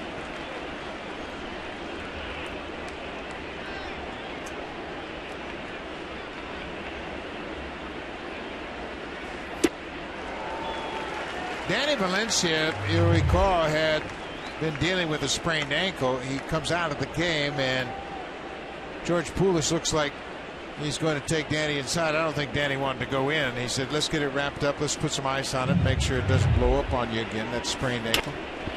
Breaking ball. Goins dives, and from his knees throws in time. Oh, my. What an effort by Ryan Goins. Craig hustling down the line. Beats it out, and John Gibbons, he's going to come out and have a chat with Gary Cederstrom. What an effort by Ryan Goins. This is really interesting, Buck, that John Gibbons is going out on the field for this. We have not seen this out of Gibby this season. And just an outstanding effort. Ryan Goins going ranging to his left, throws it from 1 knee and still got enough on it. They're going to have a look at it. Goins gets a lot on the throw. Craig hustling down the line. He looks out. You know what's impressive about this play? It was a breaking ball to a right-handed hitter, and you expect him to pull it. So middle infielders are looking at the catcher's signs. You think pull, and Goins goes up the middle and makes a spectacular play. I think he's going to get this from overturned. They're high-fiving each other out there in the outfield. They all came together. Ryan Goins is saying, I made that play. I think the question here is, did Edwin keep his foot on the bag? The ball was there. Gary Cederstrom may be thinking his toe came off the bag. Well, if he saw that, he's got terrific eyes. It looks like he is out. But the umpires are hearing the review. They have a decision now. Gary Cederstrom will call him out. Indeed. So the Blue Jays win their review. Now John Farrell is out, and we saw this situation happen with Kevin Cash. And Cederstrom's going to get a visit from John Farrell, and Cederstrom is like, what are you doing out here?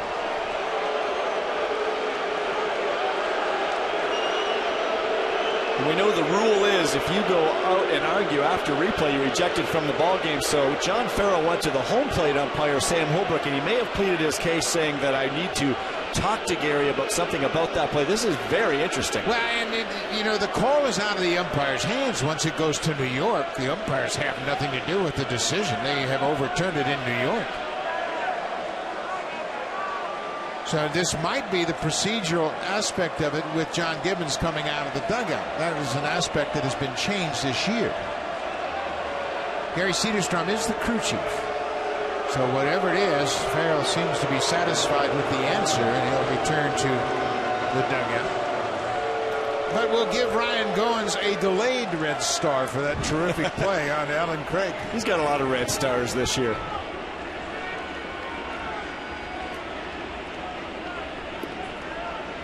What a play. Takes a hit away and keeps the Red Sox to the single hit. Interesting, it was Pedroia's single in the first inning, the only base hit for Boston.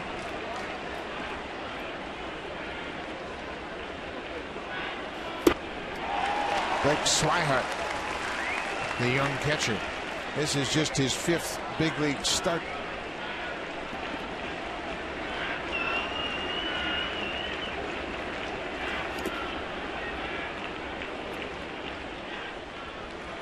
Aaron Loop is standing by down in the Blue Jays bullpen. It appears that he is ready.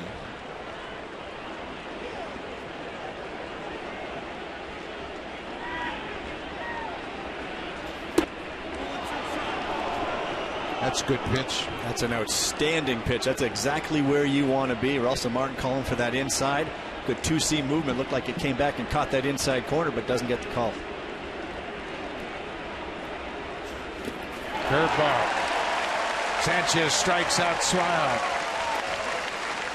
3 strikeouts now, and 10 straight retired by Aaron Sanchez. Well, he has just been something else, and here's that outstanding curveball. He gets on the side of it, but watch those fingertips catch the bottom of the ball. That's what, top of the ball, that's what causes that downspin. Gets tremendous rotation, sharp break, and nice job by Russell getting down there and smothering it. It's interesting that Aaron shook to that curveball.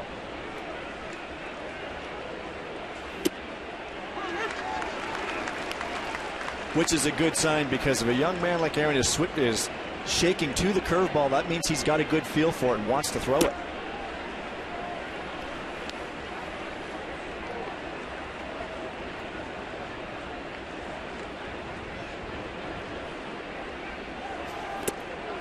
Curveball. Bogarts lays off. 2 balls and a strike to the Red Sox shortstop. You look for small steps and little victories within the game. Sanchez has retired 10 straight. Getting zeroed in. It's taken him a few pitches to do it, but he is really finishing up strong. Breaking ball lifted in the air to left. Ezekiel Carrera just in the game makes the catch. 3 up, 3 down in the 7th there, and Sanchez has retired 11 straight.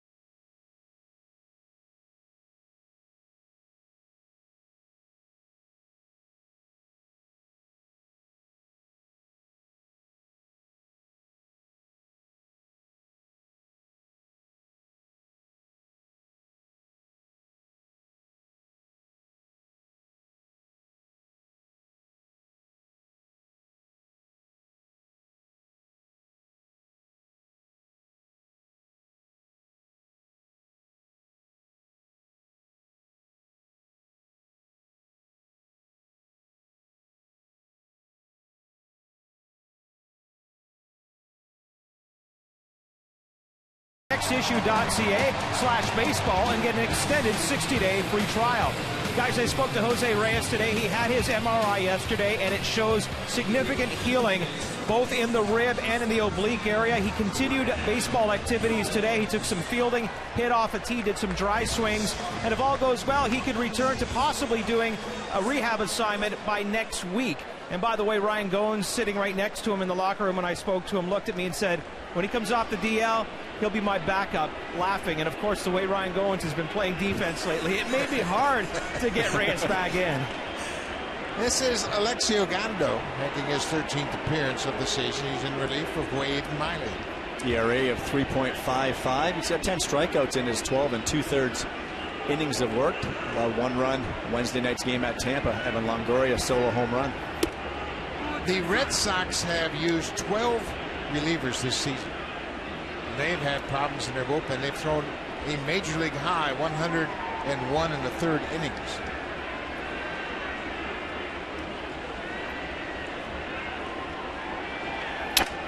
Broken bat. Shaw travels to Ogando.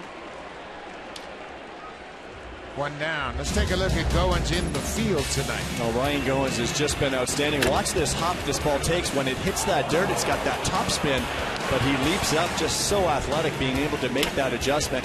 And then this ball up the middle, just an outstanding reach from one knee.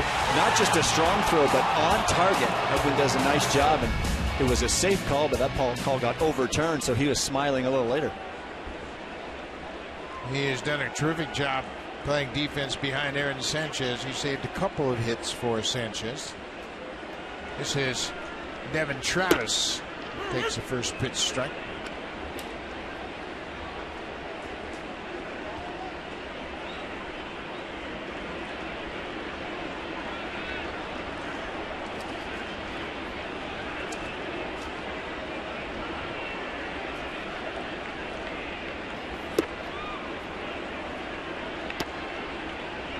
Devin Travis has gotten a steady diet of sliders after his hot start, and he's been talking with Josh Donaldson about the approach to hit the slider, and it's been kind of an interesting exchange between the veteran and the rookie.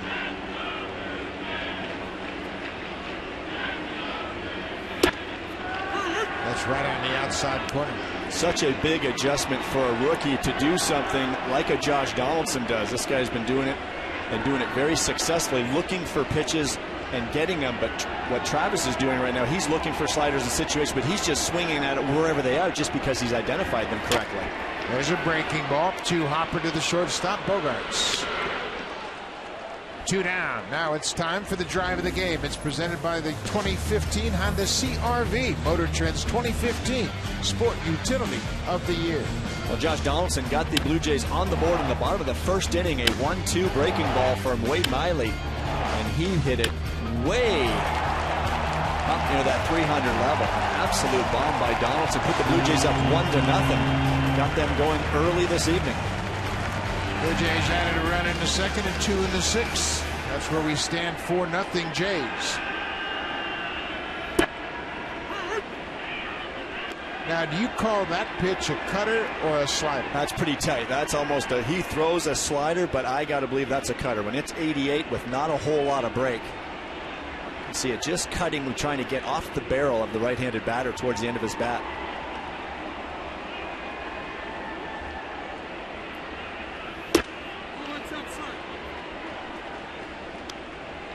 Ogando can get it up 95, 96 miles per hour. It's listed as throwing a slider and a changeup, but for me, when you don't have that depth that most sliders have, that cutter is just going to be more on a horizontal plane, not a whole lot of downward movement. Going away again. And he got it where he wanted it. Hitters will turn and ask an umpire, is that as far as you're going to go outside? And umpire Sam Holbrook said, yeah, that's it. That's right on the corner.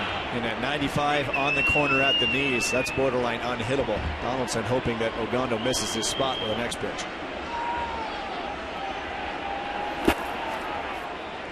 Everything has been down and away. They don't want to mess with the inner half to Donaldson. His home run in the 1st his 7th of the season.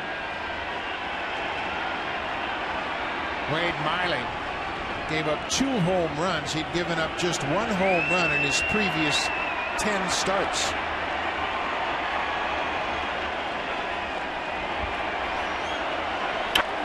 Donaldson reaches for that outside pitch and lifts it into foul ground. Nava with a long run, and the first baseman Shaw, but it's out of play into the seats. Travis Shaw playing in his first big league game at first base. Aaron Sanchez looks like he's coming back for the 8th. Gotta love that, don't you? Absolutely. He's throwing a 1-hit shutout. It's your ball game, kid. Go get him. Sitting next to his catcher, too. You see how tough Ogando has been pitching Donaldson in this at-bat. He really hasn't thrown him anything in the strike zone. A couple balls on the edges, but that makes it very difficult when the pitcher's at 94 to 96 to break a ball and change up. Same spot away, and Donaldson strikes out. 3 up, 3 down in the 7th. We'll go to the 8th. They're in Sanchez. A 1-hit shutout to this point.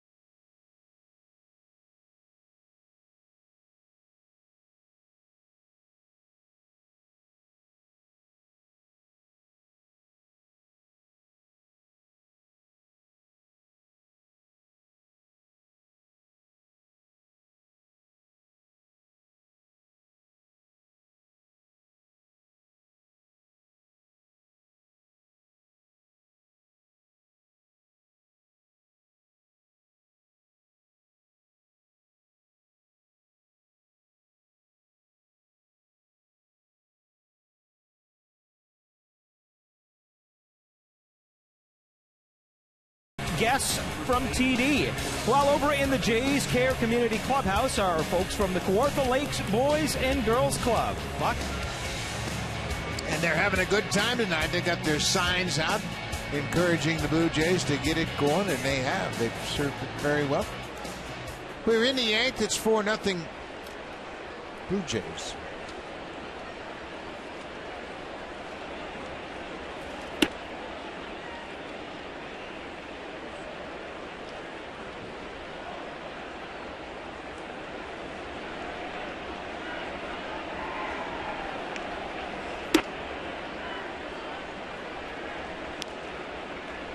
See Sanchez missing up and away with both those pitches. He needs to make that adjustment right now. Not easy to do.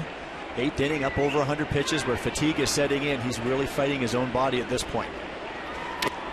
Nicely done. Well, I think there's one real valuable lesson that can be learned in this inning right here. That you can pitch when you're less than 100%. And you have to learn that. Yeah. Absolutely. And it's going to serve Aaron well to be able to pitch here into the 8th.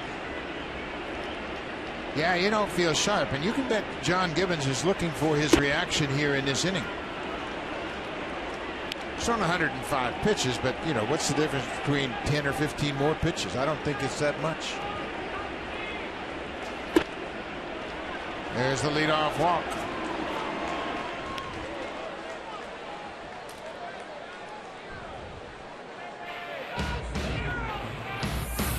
Championship-winning Honda CRF 450R for those who dare to ride red.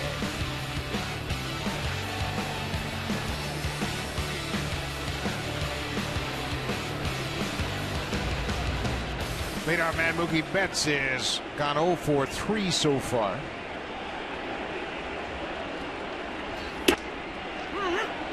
Betts very selective on that first pitch. He didn't offer it many first pitches, so he takes a first pitch strike. Aaron Sanchez allowed a first inning base hit to Dustin Pedroia. That's it. Bouncing ball through the left side for a base hit. Shaw will stop at second. So Aaron Sanchez allows the first two to reach here, and John Gibbons has popped out of the Blue Jays dugout. He's already made the call. He's got Aaron Loup ready down in the bullpen, but Sanchez takes the mound. He had retired 11 straight before he walked Travis Shaw to start the inning.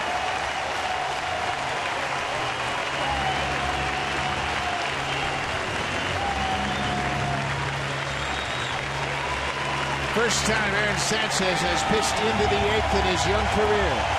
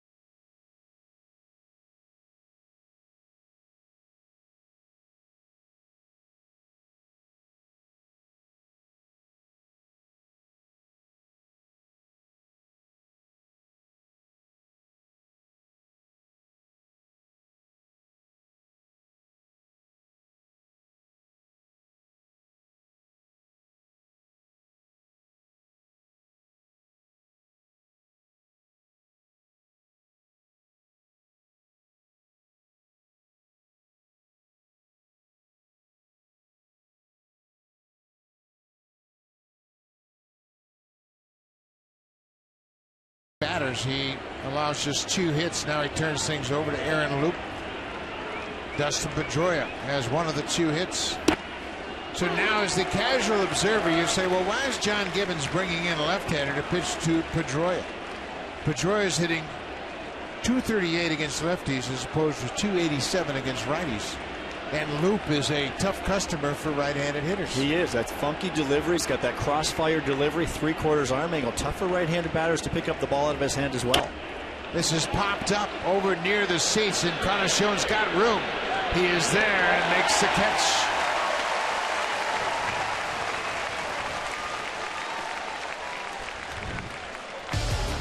This copyrighted telecast is presented by authority of Rogers Blue Jays Baseball Partnership and may not be reproduced or retransmitted in any form. And the accounts and descriptions of this game may not be disseminated without the express written consent of Rogers Blue Jays Baseball Partnership. So here's where the strategy really plays into the Blue Jays' favor. Pablo Sandoval is hitting .074 as a right-handed hitter. And he hacks at the first pitch. Really a concern for the Red Sox. He struggled last season. Over his career, he's been okay both ways, left-handed and right-handed as a switch hitter, but started last year. It's pouring over into this year. This has to be a concern because Sandoval is going to get left-handers out of the bullpen late in ball games, and they're not going to pitch hit for him. He's 2 for 27 against left-handed pitchers. Russell Martin doing a little decoy with a base runner at second. He's set up outside and then bounced to the inside. Luke's been terrific with inherited runners. Very important for catchers to set up late. Set up too early. That runner on second base can tip off to the hitter your location. So late he goes. 2-1 now to Sandoval.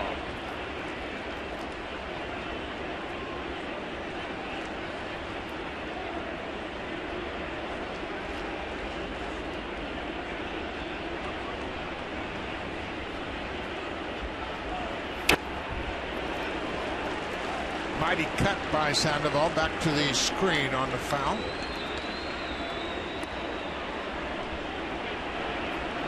Luke will be around 92, 93 miles per hour with that fastball, slider, and changeup. See where he goes now after that fastball that Sandoval took a pretty good hack at. Wouldn't doubt we see that slider down and in. Sandoval got his first hit as a right-handed batter against Luke back at Fenway Park. There it is. This time he strikes him out. Good changeup.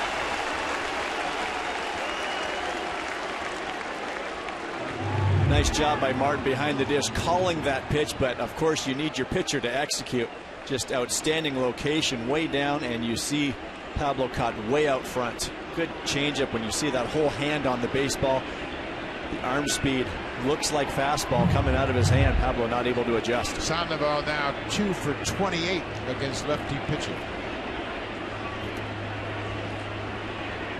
Mike Napoli, changeup, squirts away from Martin, but he gets on it quickly. I don't know if I've seen this many changeups, Buck, from Aaron Loup. He may have found something in his third pitch here. His changeup has been good, and he's not had to use it an awful lot. But boy, if he can master the fastball inside and then bring changeup to the right-handers, that's a great combination.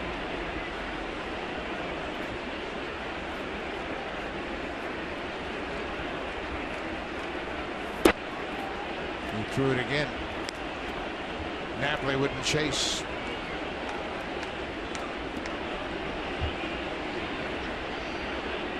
Russell got caught in between right there. You think that changeup's going in the dirt, so you want to get ready to go down and block it. It ends up staying up. Didn't receive it as well as he wanted to. Home run cut by Napoli, fouls it back. Aaron Sanchez in line for the win. Now it's up to the Blue Jays bullpen. Steve Delabar standing by ready in the Jays pen. Loup retired the first 2 here in the 8th.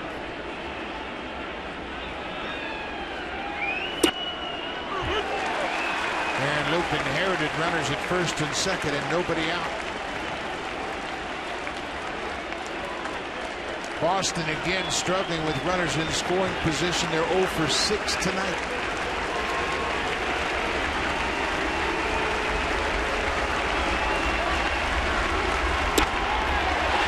Job by Luke. He comes in and retires the 3 batters he's faced. He strands a pair. Sanchez. Great start. Now it's time for a Blue Jays Central Update. Here's Jamie Campbell and Greg Zaw.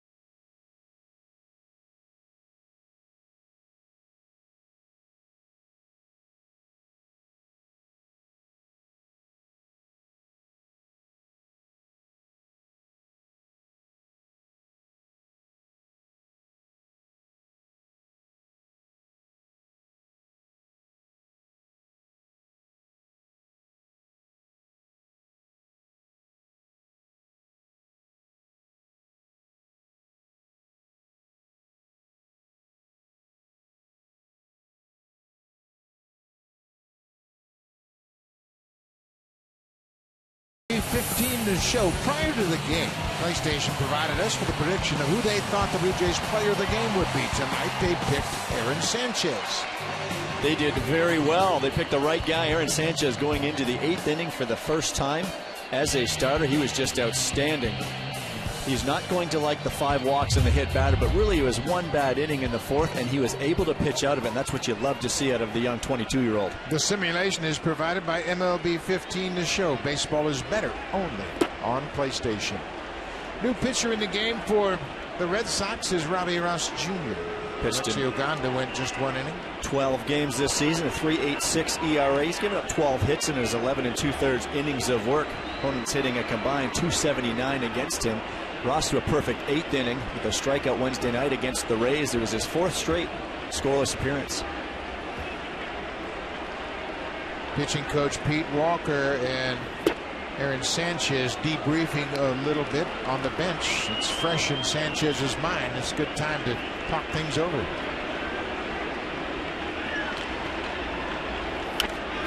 Pop straight up behind home plate. Mike Swihart will watch it go back over the screen, out of play.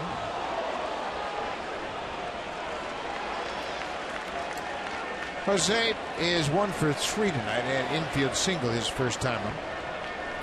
Blue Jays have 8 hits. The Red Sox have 2. Good job by Loop. He inherited first and second, nobody out, and retired the 3 men he faced.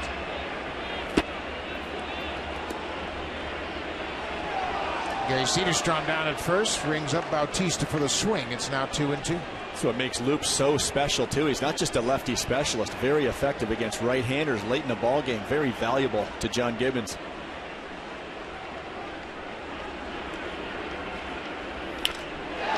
Deep drive to center field. Mookie Betts at the wall, jumps, and it's off the top of the fence. Bautista is turning around second. He's headed for third. Here's the throw from Betts, and it's a good one, but not in time. Bautista inches from a home run.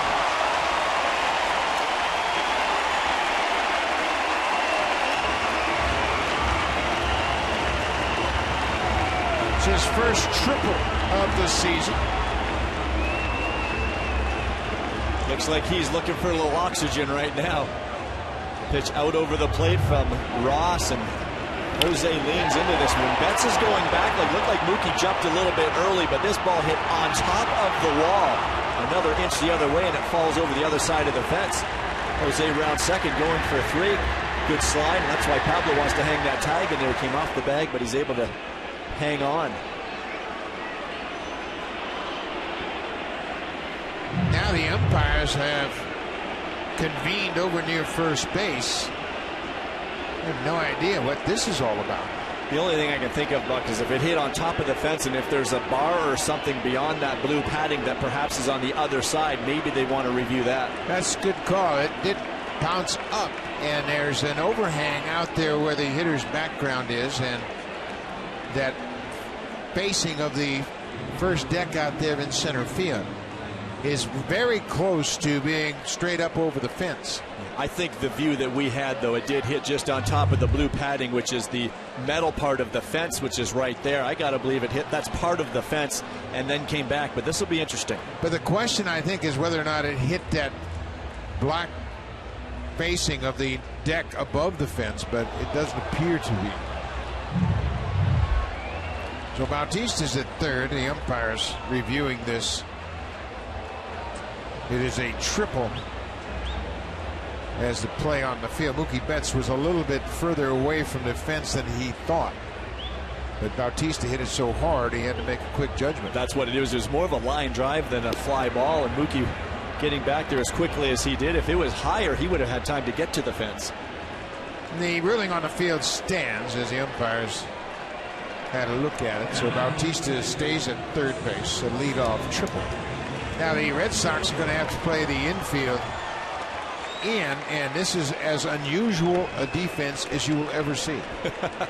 Look at the 3 defenders on the left side. That's the first baseman, and he's over halfway to second.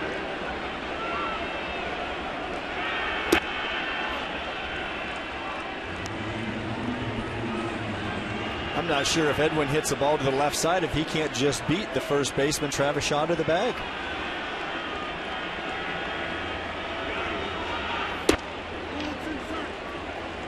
2-0. Great RBI opportunity for Encarnacion. Edwin officially 1 for 2 with a walk. Right on the outside corner.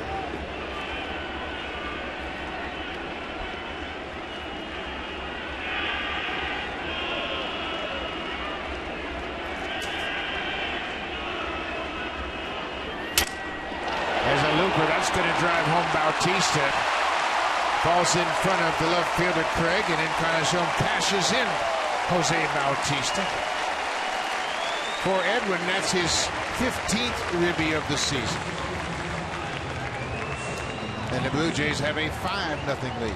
Well, Robbie Ross did exactly what he wanted to. Got in on the hands of Bautista with that infield in. That's what you're trying to do, but he is just such a big, strong man. Edwin's able to fight this off, and it cost him a bat, but I think he'll take that trade right now. That was up on the label. The bat explodes, but it dies a hero as Encarnacion comes up with his second hit of the night, his RBI number 15.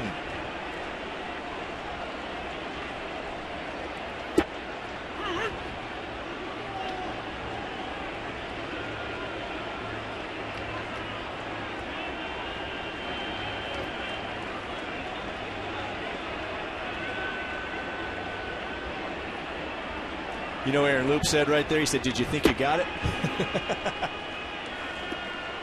It was pretty close. Guy that hits as many home runs as Bautista has a pretty good idea when he squares it up. Ball and a strike to Martin. He singled in the 6th. Inside the bag, that's a fair ball. Encarnacion turns second. He's headed for third, and a fan has grabbed the baseball, so Russell Martin will have another double. That's 8 doubles for Martin. That's the first double the Blue Jays have hit tonight, and that'll give them 27 straight games with a double. And that's something special too, Buck. You mentioned it the other night. Doubles, extra base hits are so valuable. It puts yourself in scoring position. It pushes runners around, drives them in.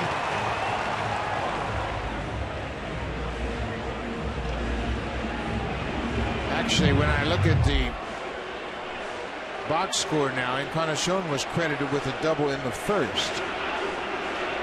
On that play where they threw to third, he went into second and was given credit for a double, so they have 2 doubles. 11 hits for the Jays. This is Ezequiel Carrera, who came into the game defensively for Danny Valencia.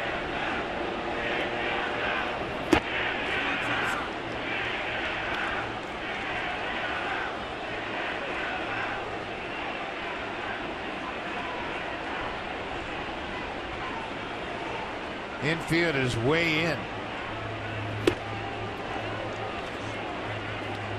Carrera with a big cut is now 1-1. Tough matchup for the left-handed hitting Carrera against the left-handed pitcher. Just got to find a way to try to put a ball in play here and drive Edwin in.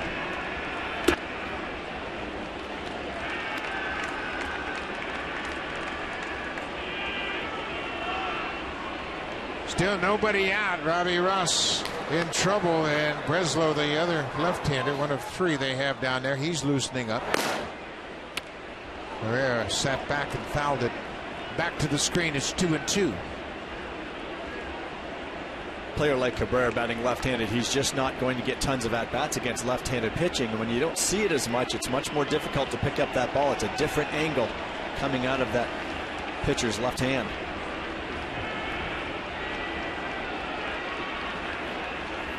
Outside, full count. Kevin Pillar is on deck.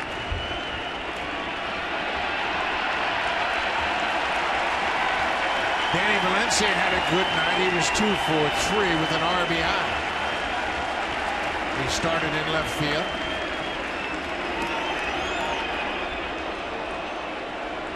This young catcher's had a tough night calling pitches, not really sure about the game plan. It certainly makes a difference. I think that's going to be one of the first things John Farrell is going to have to address. That's the situation they're in right now. Blake Swihart's going to do a lot of catching for the Red Sox. hit down the left field line. Encarnacion's in to score. Russell Martin's coming right behind him. Here's the throw, not in time. Carrera drives in two with an opposite field base hit.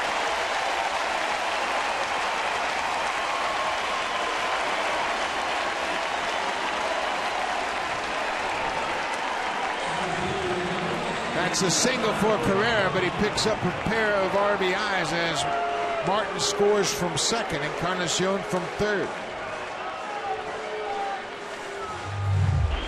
Good piece of hitting by Carrera. He's battling the lefty, but that's almost a two-strike approach. You're just staying short to the baseball. He just shoots it the other way.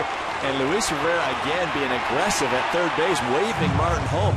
That's not a ball he really should have scored on. But Robbie Ross doesn't retire a batter here in the eighth. Craig Breslow, another lefty, on to face Pilar.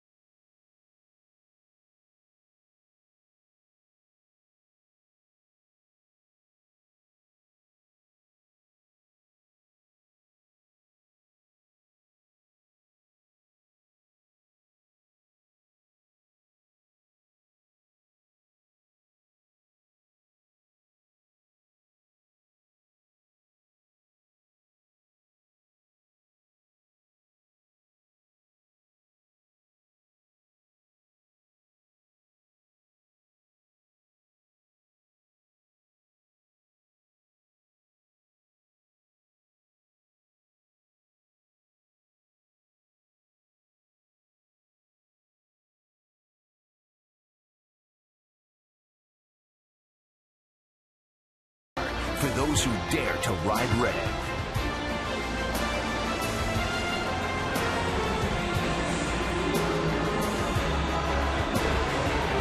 First of three against the Boston Red Sox, and the Blue Jays are 3 deep into the Red Sox bullpen already. Craig Breslow pitching in his 12th game, ERA right at 3.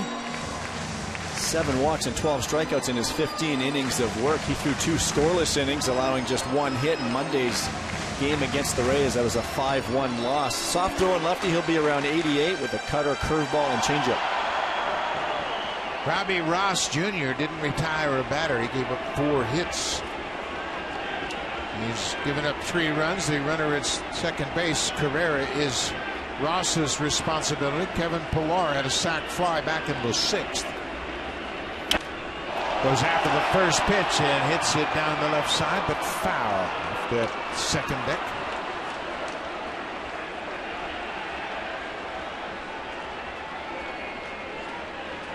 Tough outing for Robbie Ross Jr.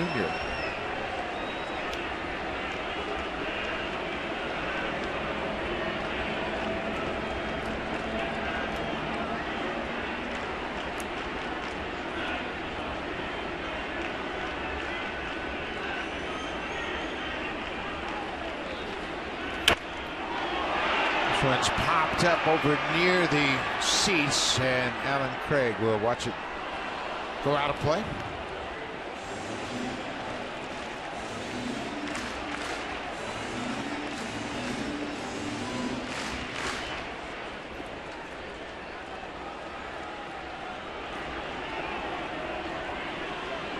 Three runs in this inning. Still nobody out.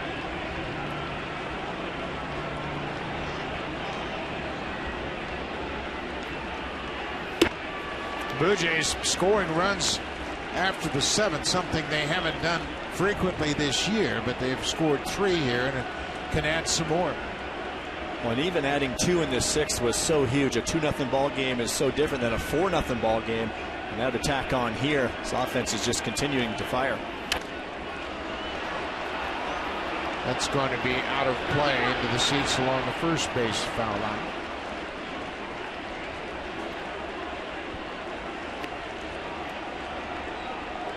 Talk about this Blue Jays offense being tops in baseball, scoring runs, and I think even coming out of spring training, John Gibbons expected this team to hit, but he has to be thrilled with the contributions he's getting from the bottom of the lineup.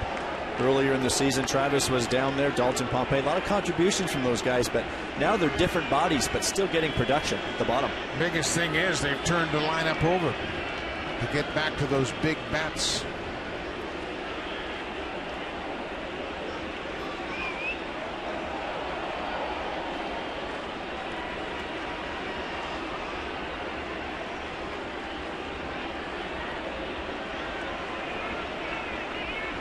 Again, the young catcher has to go to the mound and talk about pitch selection. So Blake Swihart gets called up from AAA with these injuries. Now, he was with them in spring training. You know the pitchers, but it's not like this. It's not a Major League Baseball game. Not only do you have to know what each guy throws, but you got to remember what his strengths were, what he likes to do in certain situations. Now you've got a runner on second. We're using pitch sequences. What if what I put down he shakes off? All of these things are happening right now for Blake Swihart. Are called out on strikes.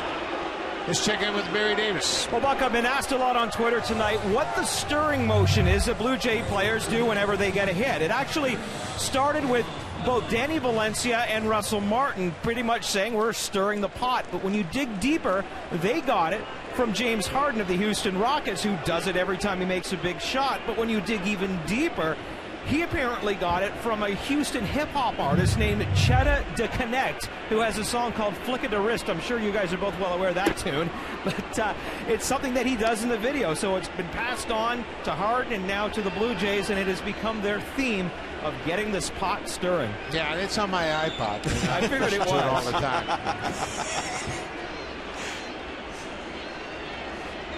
One out, man at second. Interesting genesis of that motion, but it's worked well for the Blue Jays. They are stirring the pot once again.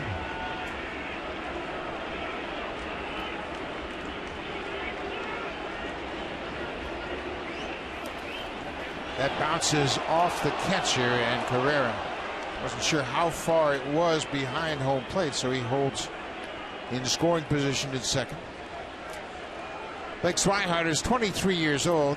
He's in his 5th professional season, and he's one of the top young catchers in all of baseball. Didn't quite get to this ball to block it, keep it in front, but when you're a runner on second base, that ball goes straight behind the catcher. You don't have the angle.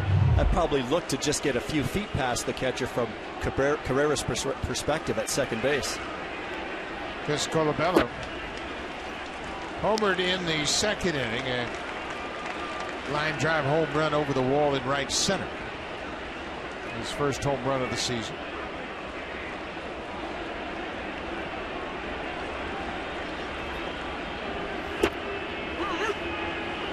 Taking all the way. It's 3-1.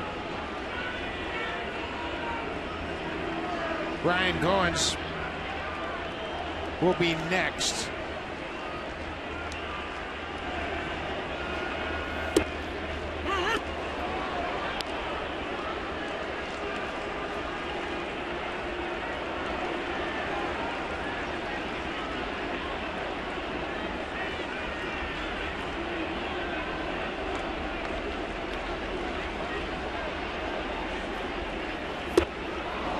Speed pitch, and Colabello strikes out. That's the 3rd time he has struck out tonight.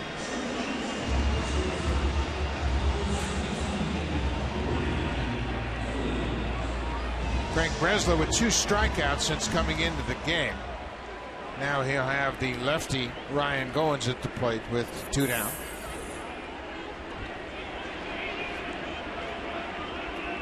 (1-1) late in the 3rd period in that Caps Rangers game.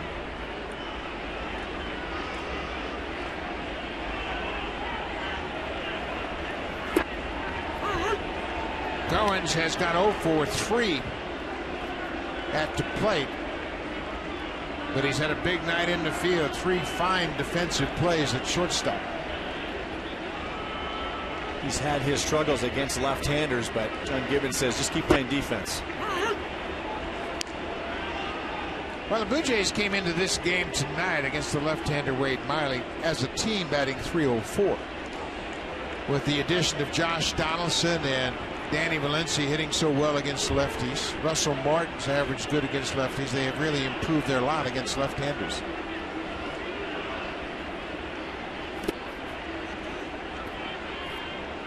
When you can insert those guys, just like you talked about there, you've got a Colabello in there, you've got a Danny Valencia in there tonight. Ryan Goins plays such tremendous defense. This is the type of night, just keep doing what you're doing. Great defense behind Aaron Sanchez, which is paramount on a night like tonight.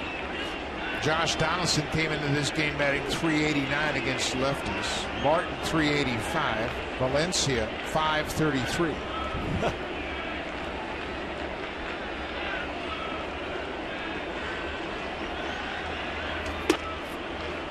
2 balls and 2 strikes. Blue Jays scoring 7 runs again tonight. That's the 10th time they have scored 7 or more runs. That ties them with the A's and the Dodgers for the most 7-run games in the big leagues. Right to Sandoval. He throws it in the dirt, and he's saved by the first baseman, Travis Shaw, who digs it out to end the inning. Breslow does his job. Blue Jays put up 3 in the bottom of the 8th. Steve Delabar comes on to close things out.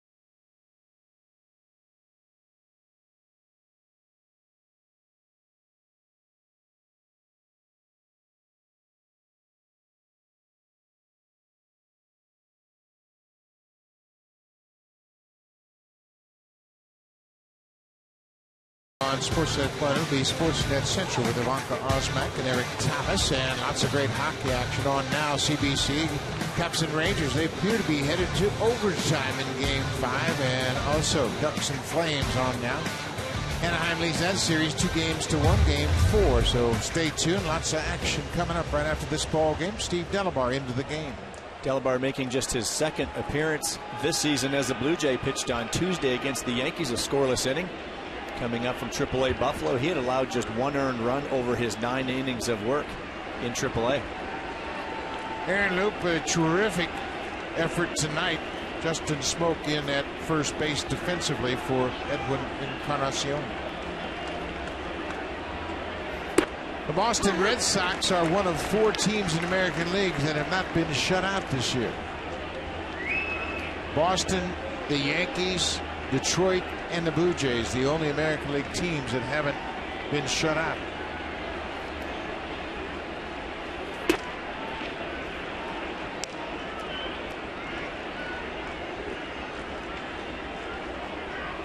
And it was the other night, Russell Martin in the 9th inning, his home run broke that shutout to keep the Blue Jays on that list. See how Russell Martin now is sitting on the corners with Delabar, the more seasoned pitcher, compared to the way he was receiving the ball with Sanchez in the game. A little better command, a little bit more experience from Steve Delabar, the former All-Star from 2013. Looks like he's going to the split finger here. It was a split indeed. Delabar's fastball will be around 93-94, slider and split finger. A split is usually what he goes to in this situation. Probably wants to get that down even lower, trying to get him to chase almost in the dirt.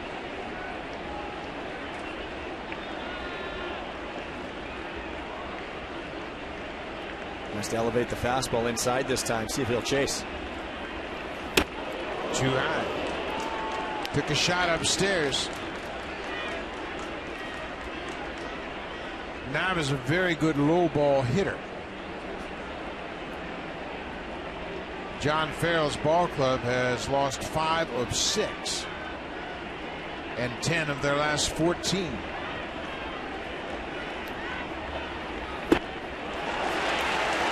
There's the strikeout, 1 down. Now for a preview of what's coming up next on Sportsnet Central, here's Ivanka Osmak and Eric Thomas.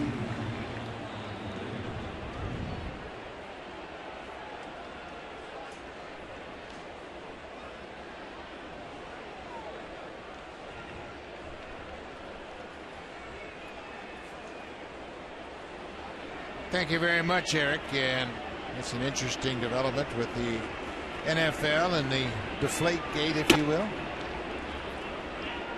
All of that coming up next on Sportsnet Central. This is Alan Craig, the left fielder.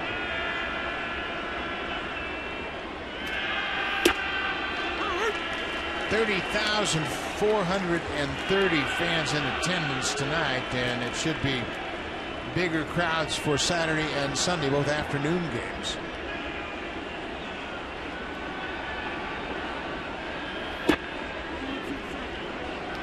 The Blue Jays looking for their 3,000th franchise win tonight. Quite a milestone. The team began play in 1977. Craig pops it into the seats. They have lost 3,061 games, and this will be win number 3,000. Inching closer to 500 as a franchise.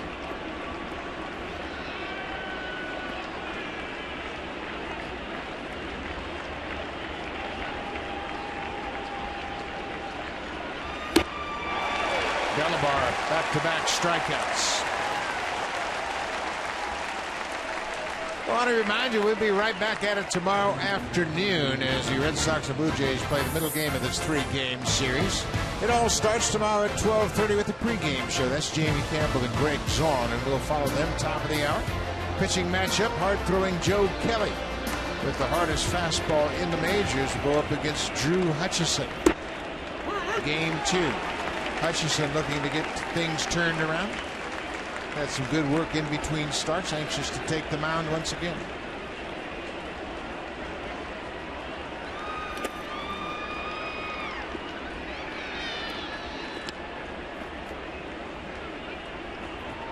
Aaron Sanchez, a career-high 7 innings of work tonight. He allowed just 2 hits, no runs, walked 5, and struck out 3. A terrific start for Sanchez. Ground ball, this should do it. Travis gobbles it up, that's the ball game. Win number 3,000 for the Blue Jays. Aaron Sanchez is the winner. His longest outing of his young career. He improves to 2-3. Russell Martin, a measure of satisfaction, you bet. Colabello and Donaldson homered to get it started, and the Blue Jays shut out the Boston Red Sox 7-0. Well, nice job by the Blue Jays all around. A very balanced offense. It was spread out throughout the lineup. But the story of the night is the 22-year-old Aaron Sanchez. This is his best start of the season, the best start of his bright young career. He was able to get through a very difficult inning in the 4th with a couple of walks and a hit batter. But nice to see Russell Martin continuing to guide him along. An outstanding night for Aaron. Aaron Loop and Steve Delabar retire all 6 batters they faced. The Blue Jays in the Red Sox shutout streak. They are shut out for the first time this season. Stay tuned. Coming up next on Sportsnet Central, Marco Osmak and Eric Thomas. They're going to overtime in New York, so make sure you check that out. We'll see you tomorrow afternoon. Thanks for watching. The Blue Jays win it 7-0